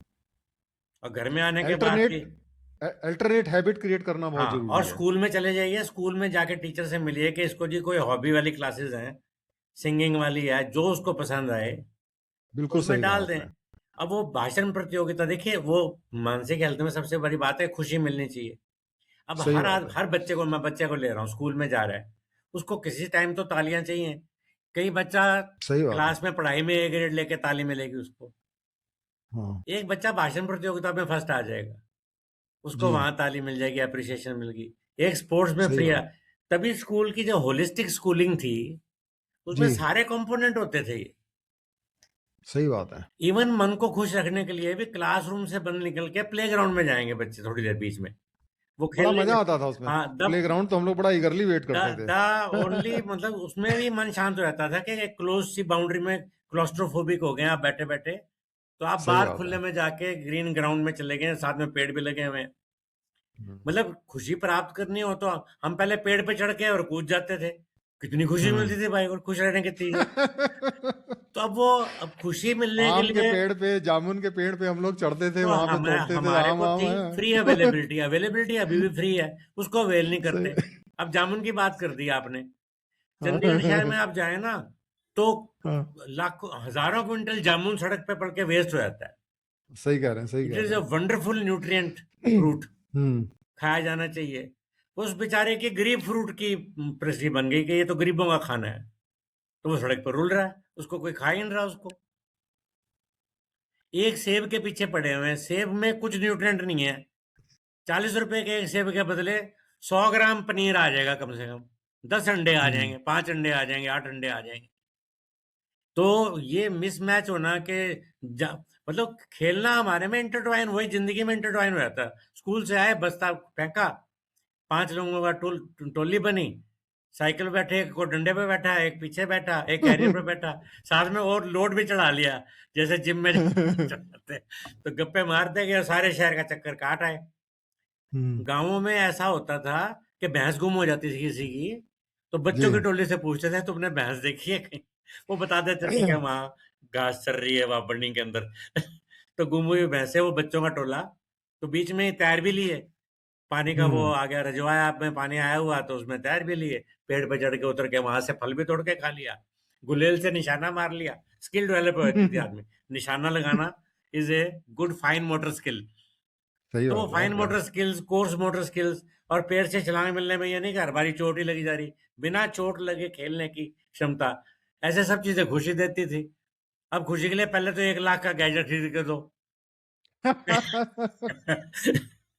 तो उसका क्या करें, और उससे फिर खुशी मिलती नहीं। आप वीडियो गेम खेल के हटो, मुझे एक बंदा बता दे कि उसको उसके बाद खुशी मिली है। नहीं। ही इज मोर टेंस अगर गेम लूज कर जाए। हम्म। तो मोबाइल व्यू में क्या कह रहे हैं हम, खुशी के हिसाब से बात कर रहा हूं, कि एक हम्म। नहीं है कि सिंपल एक साइकिल चलता है। हम्म। पहले आपने सोच के एक मैसेज ज्वाइन किया, उस पे डाल, हम्म। चैट पे डालने के लिए आपने हाँ। अपने दोस्तों की चैट पे सोच साच के एक, पर उसमें सोचने में पहले चिंता रही कि ये मैसेज डालूं कि ना डालूं, ये हम्म। कैसे रिसीव होगा। अब डाल दिया, हम्म। तो उसके बाद हाँ। Every second you are taking back कि हाँ, मुझे थम्स रिस्पॉन्स अप क्या आ मिला रहा है है? कि थम्स डाउन मिला है। तो एंग्जाइटी जनरेट होगी, जब तक थम्स अप मिलने शुरू हो गए तो थोड़ी सी खुशी हो गई, पर वो हम्म। पैथोलॉजिकल सी खुशी है, अच्छी सी खुशी नहीं है। सही उसमें बात है। हमारी खुशी में फिजिकल एक्सरसाइज भी बीच में आ जाती थी, कूद भी लिए, खेल भी लिए, पकड़म पकड़ाई कुछ कोई चीज चाहिए ही नहीं पकड़म पकड़ाई खेलने में, क्या चीज चाहिए, भागी जाओ एक दूसरे को छू लो, तो धप्पा कह दिया तो खेल हो गई। There is no play tool needed, कोई चीज टूल नहीं अवेलेबल। तो ऐसे फिर सेकंड एंग्जाइटी है कि अगर नेगेटिव आ गया तो डिप्रेशन आ जाएगी हाँ, कि मुझे तो आज नेगेटिव डिप्रेशन आ व्यू मिल जाएगा। गया। सही सो बात है। ये इस तरीके से वो circle of anxiety and depression बन जाता है कि आई एम नॉट बीइंग अप्रिशिएटेड, तो सेल्फ वर्थ कम होती जाती है। अब वो 10 बच्चों का जो टोला था ना, जब इकट्ठे हम्म। जाते थे उनकी सारी समर्थ भी एक जैसी डेवलप हो जाती थी, तो there was no hmm. Competition. सारे पेड़ पे हम्म। चढ़ सकते थे, सारे पेड़ से छलांग मार सकते थे, सारे तैर सकते थे। हम्म। तो इस तरह के उनमें आपस में कोई जलन ईर्ष्या थी, होती ही नहीं थी कि नहीं, ये फिर टीम बिल्डिंग भी होती है ना, टीम जब आप बिल्डिंग एक्चुअल रहती थी, रियल पर्सन से मिलते हो तो एक बॉन्डिंग भी होती है, आपकी असली बॉन्डिंग बॉन्डिंग रहती होती है थी। तब जो है। ऊपर माता पिता कास्ट सिस्टम को लेकर चाहे लड़ते रहे बच्चे, तो हम खेलने निकल जाते थे, तो हमको तो कोई हाँ नहीं था कि ये ब्राह्मण का बच्चा है, कि ये फलाने का बच्चा है, ये फलाने का हाँ, बच्चा है, तो सारा इसका एक टोला अलग इकट्ठा ही होता था। सही बात है। तो ऊपर से माँ बाप की चाहे फाइट भी, चाहे जमीनों की लड़ाइयाँ चल रही हैं, उनके बच्चे इकट्ठे खेल रहे होते थे। सो सही दैट इज बात है। What is about. पर ये बात है कि साइकोलॉजिकल हेल्थ तो एक हेल्थ का कंपोनेंट है ही, उसमें तो क्या क्या होता है। पर साइको डॉक्टर साहब, सोशल आप क्या हेल्थ कहना में चाहेंगे? ऐसी चीजें तो ना नहीं, खाएं जिनसे तो साइकेट्रिक साइकोलॉजिकल प्रॉब्लम होए, अल्कोहल ना पिए, ड्रग्स ना करें, जो कि मेजर इंसल्ट करते हैं उसके ऊपर, सही बात है। साइकी के ऊपर मेजर इंसल्ट है। आई थिंक बच्चों में जो स्क्रीन टाइम है, जो जो मेजर प्रॉब्लम आ रही है, जी क्योंकि शुरू से ही अब देख रहे हैं कि अभी मैंने पीछे देखे 2-3 इंस्टेंसेस ऑफ कि 6 मंथ्स का बच्चा जी, इज 6 मंथ। एक्सपोज टू, हाँ, 6 to 7 मंथ्स का ऐसे क्रेडल में पड़ा है एयरपोर्ट पे, जैसे माँ बाप बैठे हैं साथ ही, जी तो उसके सामने उन्होंने वो चोट लगी हुई है टैबलेट फिट स्क्रीन, करें, हाँ स्क्रीन। तो वो खुश हो रहा है। Can you imagine that? बताइए। क्या उसमें था मुझे नहीं पता। Then you go into family में या इधर अपने क्लोज, आप देखोगे 1 से 2 साल के बच्चों को तो इट्स वेरी कॉमन वेरी कि common, very common. They are looking at the YouTube cartoons and other stuff. Tab दे देते हैं, See, टैब दे my देते हैं, देखते रहते हैं। own grandchildren, they are 13 and 10 now. They are like जब वो 5-6 साल के भी थे तो they knew how to operate YouTube much more than I do, and very quickly they will get onto their own cartoon system, and जो भी उनका सिस्टम है वो उसी तरह चलता है। सो मुझे ये लगता है कि इसको मिनिमाइज किया जा सकता है, एलिमिनेट करना मुश्किल है। मिनिमाइज तो ऐसे ही हो सकता है कि आप जैसे एक्स्ट्रा करिकुलर एक्टिविटी एक सब्जेक्ट होता था, एक्स्ट्रा करिकुलर एक्टिविटी अब प्राइवेट हो गई है। जो मैं अपने बच्चों की बात बता रहा हूँ, अब जी वो जितना ज़्यादा आप उनको, माई डॉटर सेज के the only way to reduce is to put them into football, put them into basketball, put them into you know जो भी कोई भी म्यूजिक गेम्स या की, तो उनको फिर चाहे उसको हरकत करनी पड़ती है। दे लिव इन यूएस, कि उसको लेके जाना छोड़ के आना, कभी टेबल टेनिस लेके जाना है, कभी ये जाना है, तो उसका भी लाइफ अपना काफ़ी हेक्टिक हो गया है कि सुबह पहले 8 से लेके 4 बजे तक अपना क्लिनिक करती है, बस जॉब करती है, फिर उसको बच्चों को जहाँ पे उनकी क्लास है उसको लेके जाना है। बट हमने कहा भी इतना हेक्टिक क्यों है? तो देन शी सेड, पापा I think is the best way to get them minimize this सही एक्सपोजर। बात है, सही बात है, भी सही कुछ ना कुछ तो ये करेंगे। अगर मैं कुछ ना कराऊं, मैंने कभी अगर इसको टेबल टेनिस का प्लेयर बनाना है, बड़ा बनाना है, कहती नहीं मेरी कोई एम नहीं है इसको कि टेबल टेनिस का बहुत बड़ा प्लेयर बने या वो बास्केटबॉल का प्लेयर बने, तो वो फिर वो और चीज़ होती है। उसके लिए तो फिर आप दिलो जान सब कुछ लगा के करोगे, कोचिंग कराओ, ये कराओ। बट इसमें तो सिर्फ it's more like dropping him to the court, he plays for half and half, bringing him back. अगर वैसे घर पे आएगा तो फिर तो मैं अपने काम में लगूंगी तो वो अपना टीवी देखेगा, या टीवी में वो क्या देखेगा, जो भी उसकी मर्जी है वही देखेगा। ठीक है, तो वो जो इसको मिनिमाइज किया जा सकता है। और कुछ कंट्रियों ने अभी ये शुरू किया है काम, बैन भी किया 16 साल के कम के बच्चों के लिए 15-16 मोबाइल साल फोन। का, वो मुझे हाँ लगता हाँ है अच्छा स्टेप है, क्योंकि I always believe unless there is a strong policy backing, किसी भी बिहेवियर को चेंज करना बहुत मुश्किल होता है। बहुत मुश्किल है। नहीं, वो तो पॉलिसी सही बात। बैकिंग बहुत ज़रूरी है, क्योंकि जो कंपनियां हैं इसके पीछे काम करती हैं, I am not blaming the parents for this, it is a industry, whole industry behind all this, which is सही बात। Out there, which is so marketing है। अब मार्केटिंग के नुकसान आप गिनने शुरू कर दीजिए। आप सिगरेट से शुरू कर लो, चाहे हम्म सिगरेट मार्केटिंग के बेस पे ही चढ़ी आगे। सही ठीक, बात है। उसने बीमारियां दी, मार्केट ड्रिवन। ठीक, सिगरेट से छोटे बच्चे जो हैं प्रेगनेंसी में लो बर्थ वेट बच्चे पैदा हुए, किससे हुए? मार्केटिंग से। बच्चे पैदा हो गए, उनको डिब्बे का दूध गया, किससे हुआ? मार्केटिंग से। Marketing, right. बच्चा बड़ा हो गया, उसको जंक फूड शुरू हो गया, किससे हुआ? मार्केटिंग से। तो अब ये स्क्रीन टाइम, मार्केटिंग से। तो ये जो मार्केटिंग ड्रिवन है, मैं तो कई बार नाम भी इसका, जो लोग कहते हैं नॉन कम्युनिकेबल डिजीज, अरे भाई अच्छा। ऐसा नाम क्यों दिया जो नहीं है? नॉन कम्युनिकेबल डिजीजेस क्या नाम हुआ? मतलब आप नॉन कम्युनिकेबल डिजीजेस की लिस्ट निकाल लो, तो उसमें से 90% they are commercially driven diseases.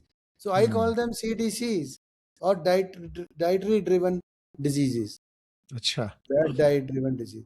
So non communicable disease मेरे हिसाब से नाम ही गलत है इसका, जो टेक्निकली इसको दिया गया है। अब मुझे लगता है इसके पीछे भी कोई गेम होगी, कि मतलब आप इसके ऊपर चिंता नहीं करोगे, क्योंकि when you say they are market driven, it directly blames the industry. Otherwise it's all thrown on people, कि आपकी चॉइस है, आप इसलिए खाते हो, आपकी चॉइस है, आप टीवी खरीदते हो, आपकी चॉइस है, आप टेलीफोन खरीदते हो, है ना, आपकी चॉइस है, आपने cigarette P. This was the narrative जब सिगरेट की रेगुलेशन की बात हुई। वो कह रहे जो तो चॉइस है लोगों ने। तो जो इनके पीछे की इन चारों चीज़ों की जो एडिक्शन है, वो अभी तक क्यों प्ले कर रही? लोग कई बार कहते हैं ना, सिगरेट का लॉ बना तो फिर भी लोगों ने छोड़ थोड़ा दिया। अरे भाई चलो, छोड़ा नहीं, कम तो हुआ। अब कम तो हुआ। Because of the marketing, commercially driven diseases, they are still addicted to that. सही सो बात मुझे है। लगता है इसलिए पॉलिसी बहुत इंपॉर्टेंट है। इसमें मैं लोगों को यही कहना चाहूँगा कि आप कोशिश करिए, पर अपने आप को ब्लेम मत करिए सारी हमारी बातें सुन के, कि भाई आप में कोई कसूर है, कि आपका वेट बढ़ गया, या आपका बच्चा स्क्रीन टाइम ले रहा है, या यू आर द मार्केट। हाँ, but you have to ultimately मतलब जो डिसाइड। मार्केट है आपको उसके खिलाफ फाइट करना है। मतलब मेरा ये सोचना है कि जो हाँ नहीं, फाइट बिजनेसमैन है वो करना तो है ना, प्रॉफिट के लिए निकला ही हुआ है, और वो गवर्नमेंट को फंडिंग दे रहा है, तो गवर्नमेंट भी कितना सपोर्ट करेगी पता नहीं है। आई और अपनी जान है जहान है, तो अपने लिए तो हमें खुद ही। हाँ, तो उसको असेसमेंट करने का उसका, मुझे ये बताइए, मैं आपसे सहमत हूँ कि आपको फाइट खुद ही करना है, किसी ने नहीं आना सपोर्ट करने, मैं उससे जनरली सहमत हूँ। बट मुझे ये बताइए, how an ordinary citizen is empowered to analyse what this advertising and marketing is doing to me? कि अगर मान लीजिए कोका कोला की बोतल, अगर आपको 1 लीटर वाली अगर 20 के साथ एक फ्री मिलती है, तो आपको 20 रुपए में 2 लीटर मिल गया। तो अगर आपको ये पता ही नहीं कोका कोला में आपको कितनी क्या चीनी जा नुकसान रही हो। है आपके अंदर, तो आपको तो खुशी होगी ना कि मेरे पैसे बच गए। आप, सही बात है। नहीं, दिस वही इज तो चीज है मार्केट। कि हमें इसको यार अगर रुचि की आपके बात को सामने, मैं ऐसे एनफोर्स अगर करता आपके हूँ। सामने में, एक सेकंड, अगर आपके सामने अमिताभ बच्चन आता है या आमिर खान आता है, या आपके सामने कोई और बड़े हीरो या हीरोइन है, जैसे काजोल है, वो आती है कि ब्रेकफास्ट वाला सीरियल खाइए, ठीक है, ये तो नहीं बताती वो कि 35 ग्राम चीनी है इसमें। ठीक, ये कोई नहीं बताता कि मेरे बिस्किट में कितनी चीनी, कितना नमक है, पर वो कह के चले जाते हैं, आप खाते हैं, आप लेते हैं। So how do you blame people for not protecting themselves when they are not even aware सही कि बात है। कोका अवेयरनेस कोला में बहुत। कितनी चीनी है? अगर 300 ml के कैन में 40 ग्राम चीनी है, किसी हीरो या हीरोइन या एडवर्टाइजर, खुद कोका कोला कंपनी या पेप्सी ने कभी बताया तो है नहीं लोगों को? अगर आपने नहीं पढ़ा वो कभी कैन को उल्टा करके कि इसमें कितनी चीनी है, अगर वो तो अभी कॉन्शियसनेस थोड़ी सी शुगर की बढ़नी शुरू हुई है पिछले 5-7 साल से, तो जो एडिक्टेड हैं लोग तो वो पहले से ही हैं, वो अभी खरीद रहे हैं। तो ये मुझे लगता है कि हमें ख्याल रखना चाहिए। बहुत लोग आजकल सोशल मीडिया पे ये कहते हैं, मैं ये नहीं कहता कि ये गलत बात है, कि लेबल पढ़ना सीखिए, ठीक है, कि ये नुकसान, ये नुकसान, ये नुकसान, लेबल पढ़ना सीखिए। वो भी ठीक, जरूरी है। सरकार को नहीं कहते कि इसकी एडवर्टाइजमेंट बंद कराओ। अगर आपके पास इतनी पावर है सोशल मीडिया में, तो आप सरकार को भी तो कहिए ना कि क्या करना चाहिए सरकार को। तो लोगों को प्रोटेक्ट करना सरकार की जिम्मेवारी है, कॉन्स्टिट्यूशनल मैंडेट है। तो सही बात इसलिए है। ये वाली बात कि मुझे ठीक है कि मैं उसके साथ, मैं कोई ऐसा काम नहीं करता कि लोगों को कहूँ कि तुमने लेबल नहीं पढ़ा इसलिए तुम्हारा कसूर है। नहीं, सही बात है। उसको किसी ने सिखाया ही नहीं लेबल पढ़ना, उसको किसी ने इंफॉर्मेशन नहीं दी कि लेबल में क्या चीज़ देखनी है आपको, जो मैंने बताया 10% वाली, किसी ने नहीं बताया। सो जो जब तक ना कंपनी बताती ना सरकार बताती तो फिर आप कहाँ जाओगे। सो आप तो डिसाइड, जिसको कहते हैं इन्फॉर्म्ड चॉइस, वो तब होती है अगर ट्रुथ हो उसके पीछे। आपको इंफॉर्मेशन, आज एड में ये बताना शुरू कर दो कि कोका कोला का कैन अगर आप 300 ml का पीते हो, आपके अंदर 40 ग्राम चीनी चली जाएगी। हम्म। फिर देखो कितने लोग खरीदते हैं, खरीदने दो उनको। कम तो होगा ही, कम तो होगा, डेफिनेटली कम होगा तो उसमें। फिर भी खरीदते हैं तो खरीदने दो ना। Why do you hmm. Tell people not to drink Coke? Tell people that it contains 40 grams of sugar. Government की ड्यूटी है ना बताना ये, और कंपनी की भी ड्यूटी लगाए गवर्नमेंट अपने लॉ बना के कि भाई बताओ लोगों को, जा बंद करो, अगर आपने नहीं बताना तो ऐड बंद कर दो। सो ये एक जो मार्केटिंग है, इसको बहुत ध्यान से देखने वाली बात है। ज़्यादा लोगों ने मार्केटिंग स्टडी नहीं करी। तो हम्म। मैं क्लेम करता हूँ अपने आप में कि मैंने काफ़ी करी है, not that I am expert in this, but मैं ये अपने अपने लिए क्लेम करता हूँ कि मैंने अच्छा किया कि मैंने मार्केटिंग स्टडी करी है। मतलब राइट फ्रॉम, मार्केटिंग का बहुत निगेटिव रोल है इस मामले में, आप कह मैंने सकते हैं। बेबी फूड की भी करी थी, अब मैंने इसकी भी करी है कि क्या इसके पीछे है क्या। तो ये एक इम्पॉर्टेंट बात है जो हमें ध्यान रखनी चाहिए। इसीलिए जो मेरा जनरल, जो मुझे कोई पूछता है क्या लोगों को क्या कहना है, मैं तो यही कहूँगा, जो फूड प्रोडक्ट का नाम ले रहा हूँ अब मैं, जो हम्म। प्रोडक्ट हो उसकी एडवर्टाइजमेंट हो, उसको मत खरीदिए, मत खाइए। सही, बिल्कुल सही बात।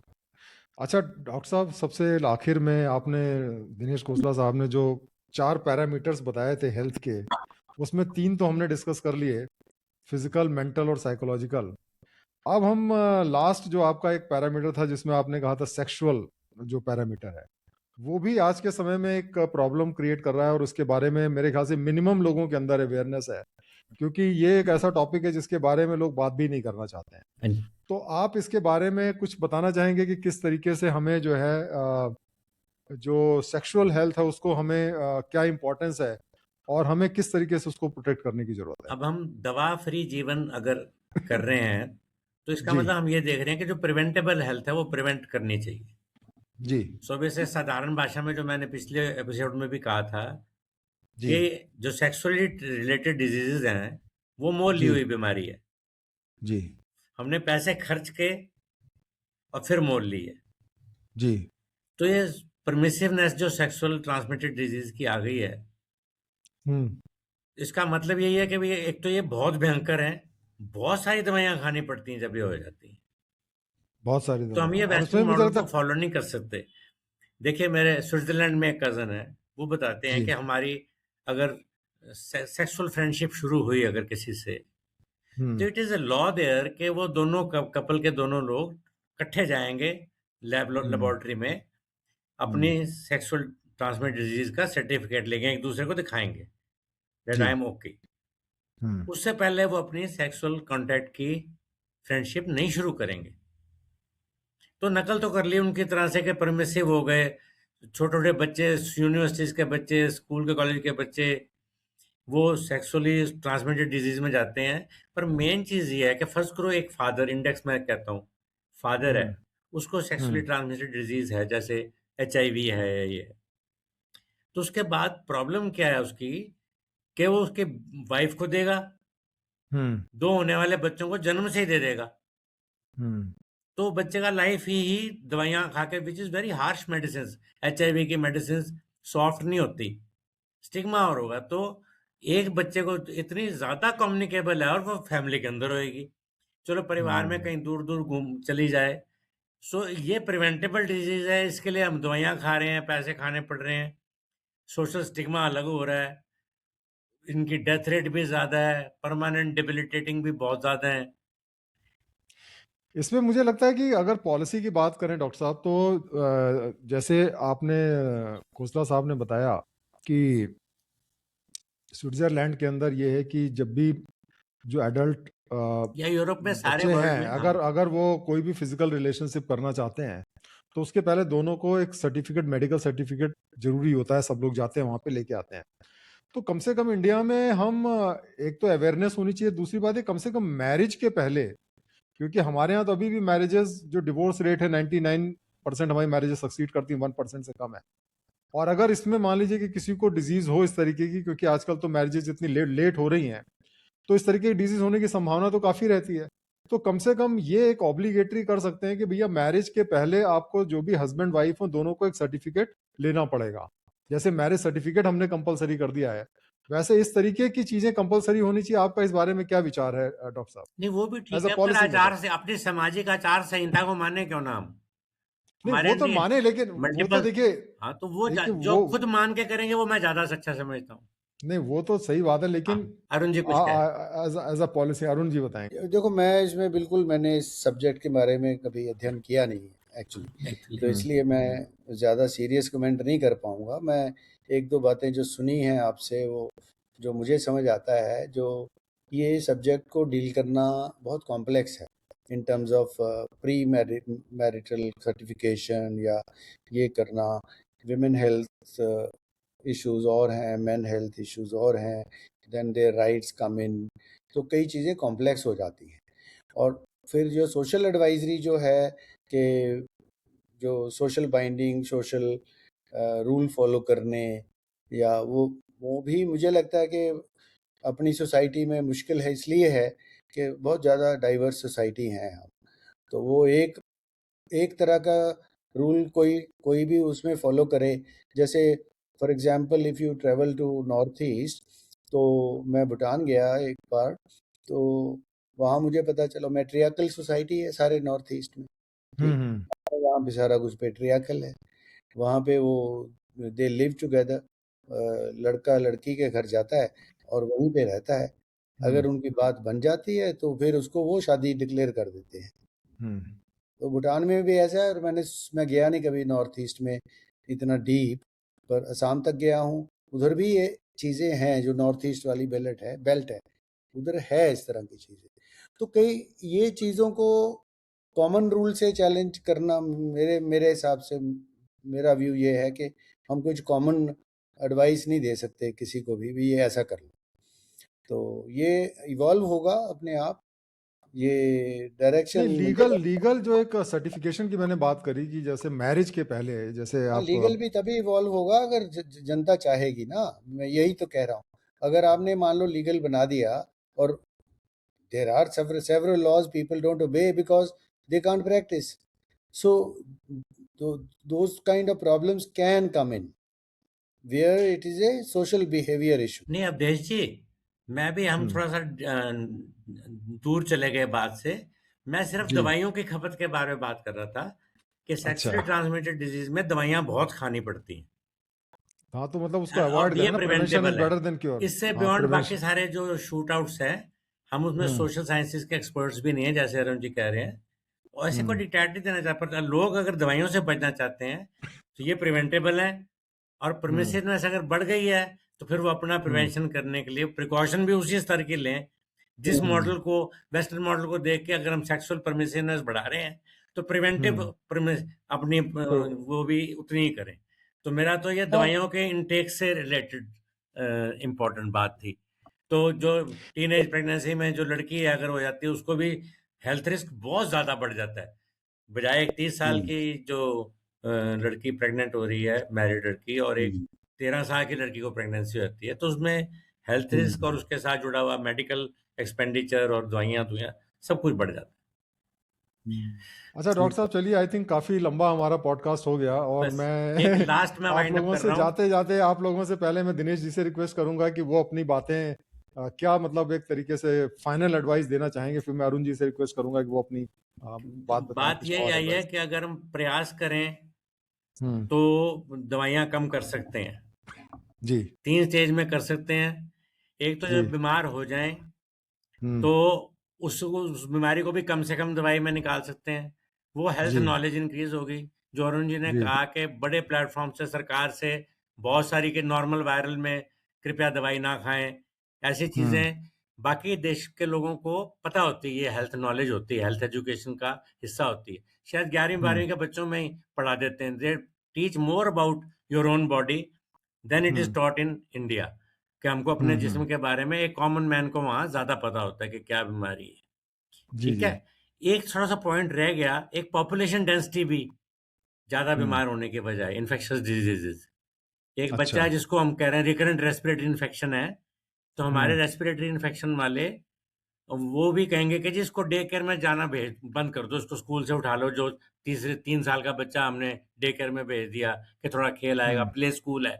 हम्म तो पर स्क्वायर किलोमीटर पॉपुलेशन डेंसिटी भी बाकी देशों की तुलना में, क्योंकि भारत की ज़्यादा है, इस करके भी हमें दवाइयाँ ज़्यादा खानी पड़ती हैं।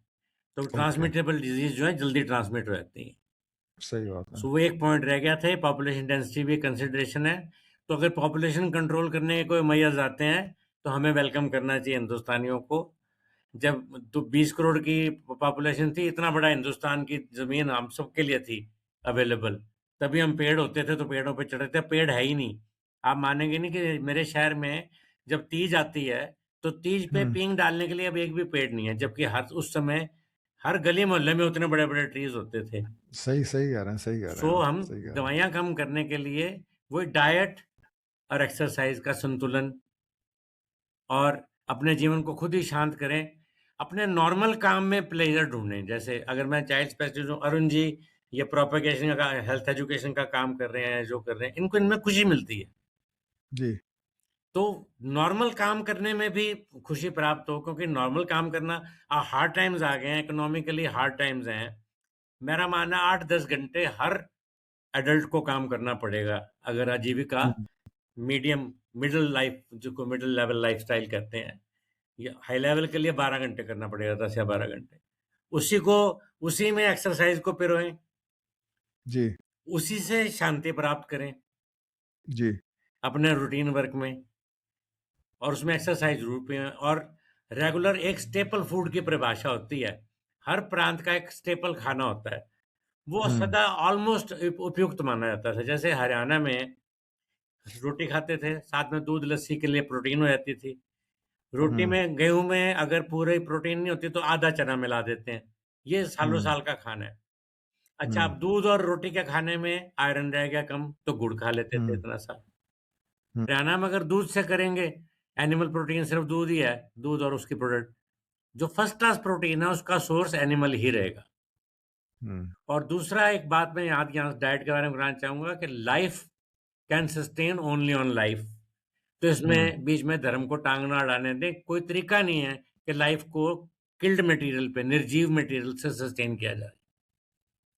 तभी अगर हम प्लांट्स भी खा रहे हैं तो प्लांट्स भी लाइफ है। निर्जीव पदार्थ को खा के जीवन नहीं चल सकता, जीवन जीवन पे ही चलता है। तो इस करके वो स्टेपल जो थे उसमें जो जैसे बाजरा इनकॉर्पोरेट हो गया हरियाणा के खाने, मिलेट्स इनकॉर्पोरेट हो गए, तो मिलेट्स में आयरन ज्यादा है। हम्म तो इस करके बैलेंस, जो हजारों साल में बैलेंस होके खाना बना ना, हम्म उसको फर्दर डिसरप्ट ना करें। तो नॉर्मल खाना खा के, नॉर्मल एक्सरसाइज करके, लाइफ को नॉर्मल अच्छे तरीके से रह सकते अपने हैं दिमाग को शांत बना के अपना जीवन व्यतीत करके, और हम्म एंटरटेनमेंट का आपस में बात करके, सोशल में हम सोशल एनिमल हैं, आपस में मिल हम्म बैठ के बातें करें, बजाय कि एक यंत्र के आगे बैठ जाएं और उसको मोनोलॉग करने दें। वो तो एक तरफ से बोलता है।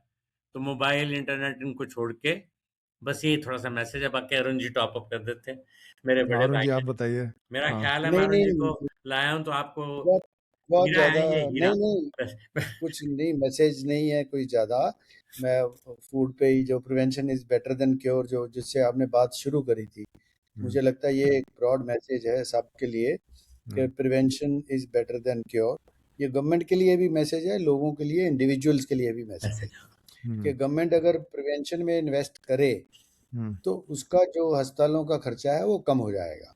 हम्म मतलब अगर आप उसको ऐसे देखें कि सही बात अगर है प्रिवेंशन में खर्चा डाल दो तो वो हम्म खर्चा डाल लेंगे तो बीमारी कम होएगी, बीमारी कम होएगी तो अस्पतालों पे लोड कम गवर्नमेंट का होएगा। खर्च सही बात है तो उसमें जो इंडस्ट्री वाला मामला है वो थोड़ा नीचे बढ़ जाएगा, जो कि अभी जो इंडस्ट्री बीमारी की जो बन गई है, जो कि अब हम्म एक तरह का वो उसमें वो इस तरह की इंडस्ट्री बन गई है कि उसकी इन्वेस्टमेंट भी होने लग गई है अब। जो कि इस अस्पताल में कौन इन्वेस्ट कर रहा है, इसमें कौन कर रहा है, बाहर की कंपनियां हैं जो वेंचर कैपिटलिस्ट हैं, इस तरह के लोग उसमें पैसे डालने लग गए हैं।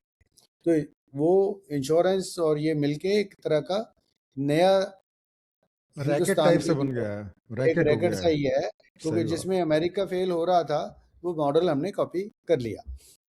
ये था गवर्नमेंट के लिए मैसेज, और लोगों के लिए ये है कि अगर आपको prevention is better than cure principle पे रहना है तो फूड के मामले में एक ही सिंपल मैसेज मैं यही दूंगा, eat real food, not the junk food, जिसको हम ये कहते हैं फेक फूड प्रोडक्ट्स।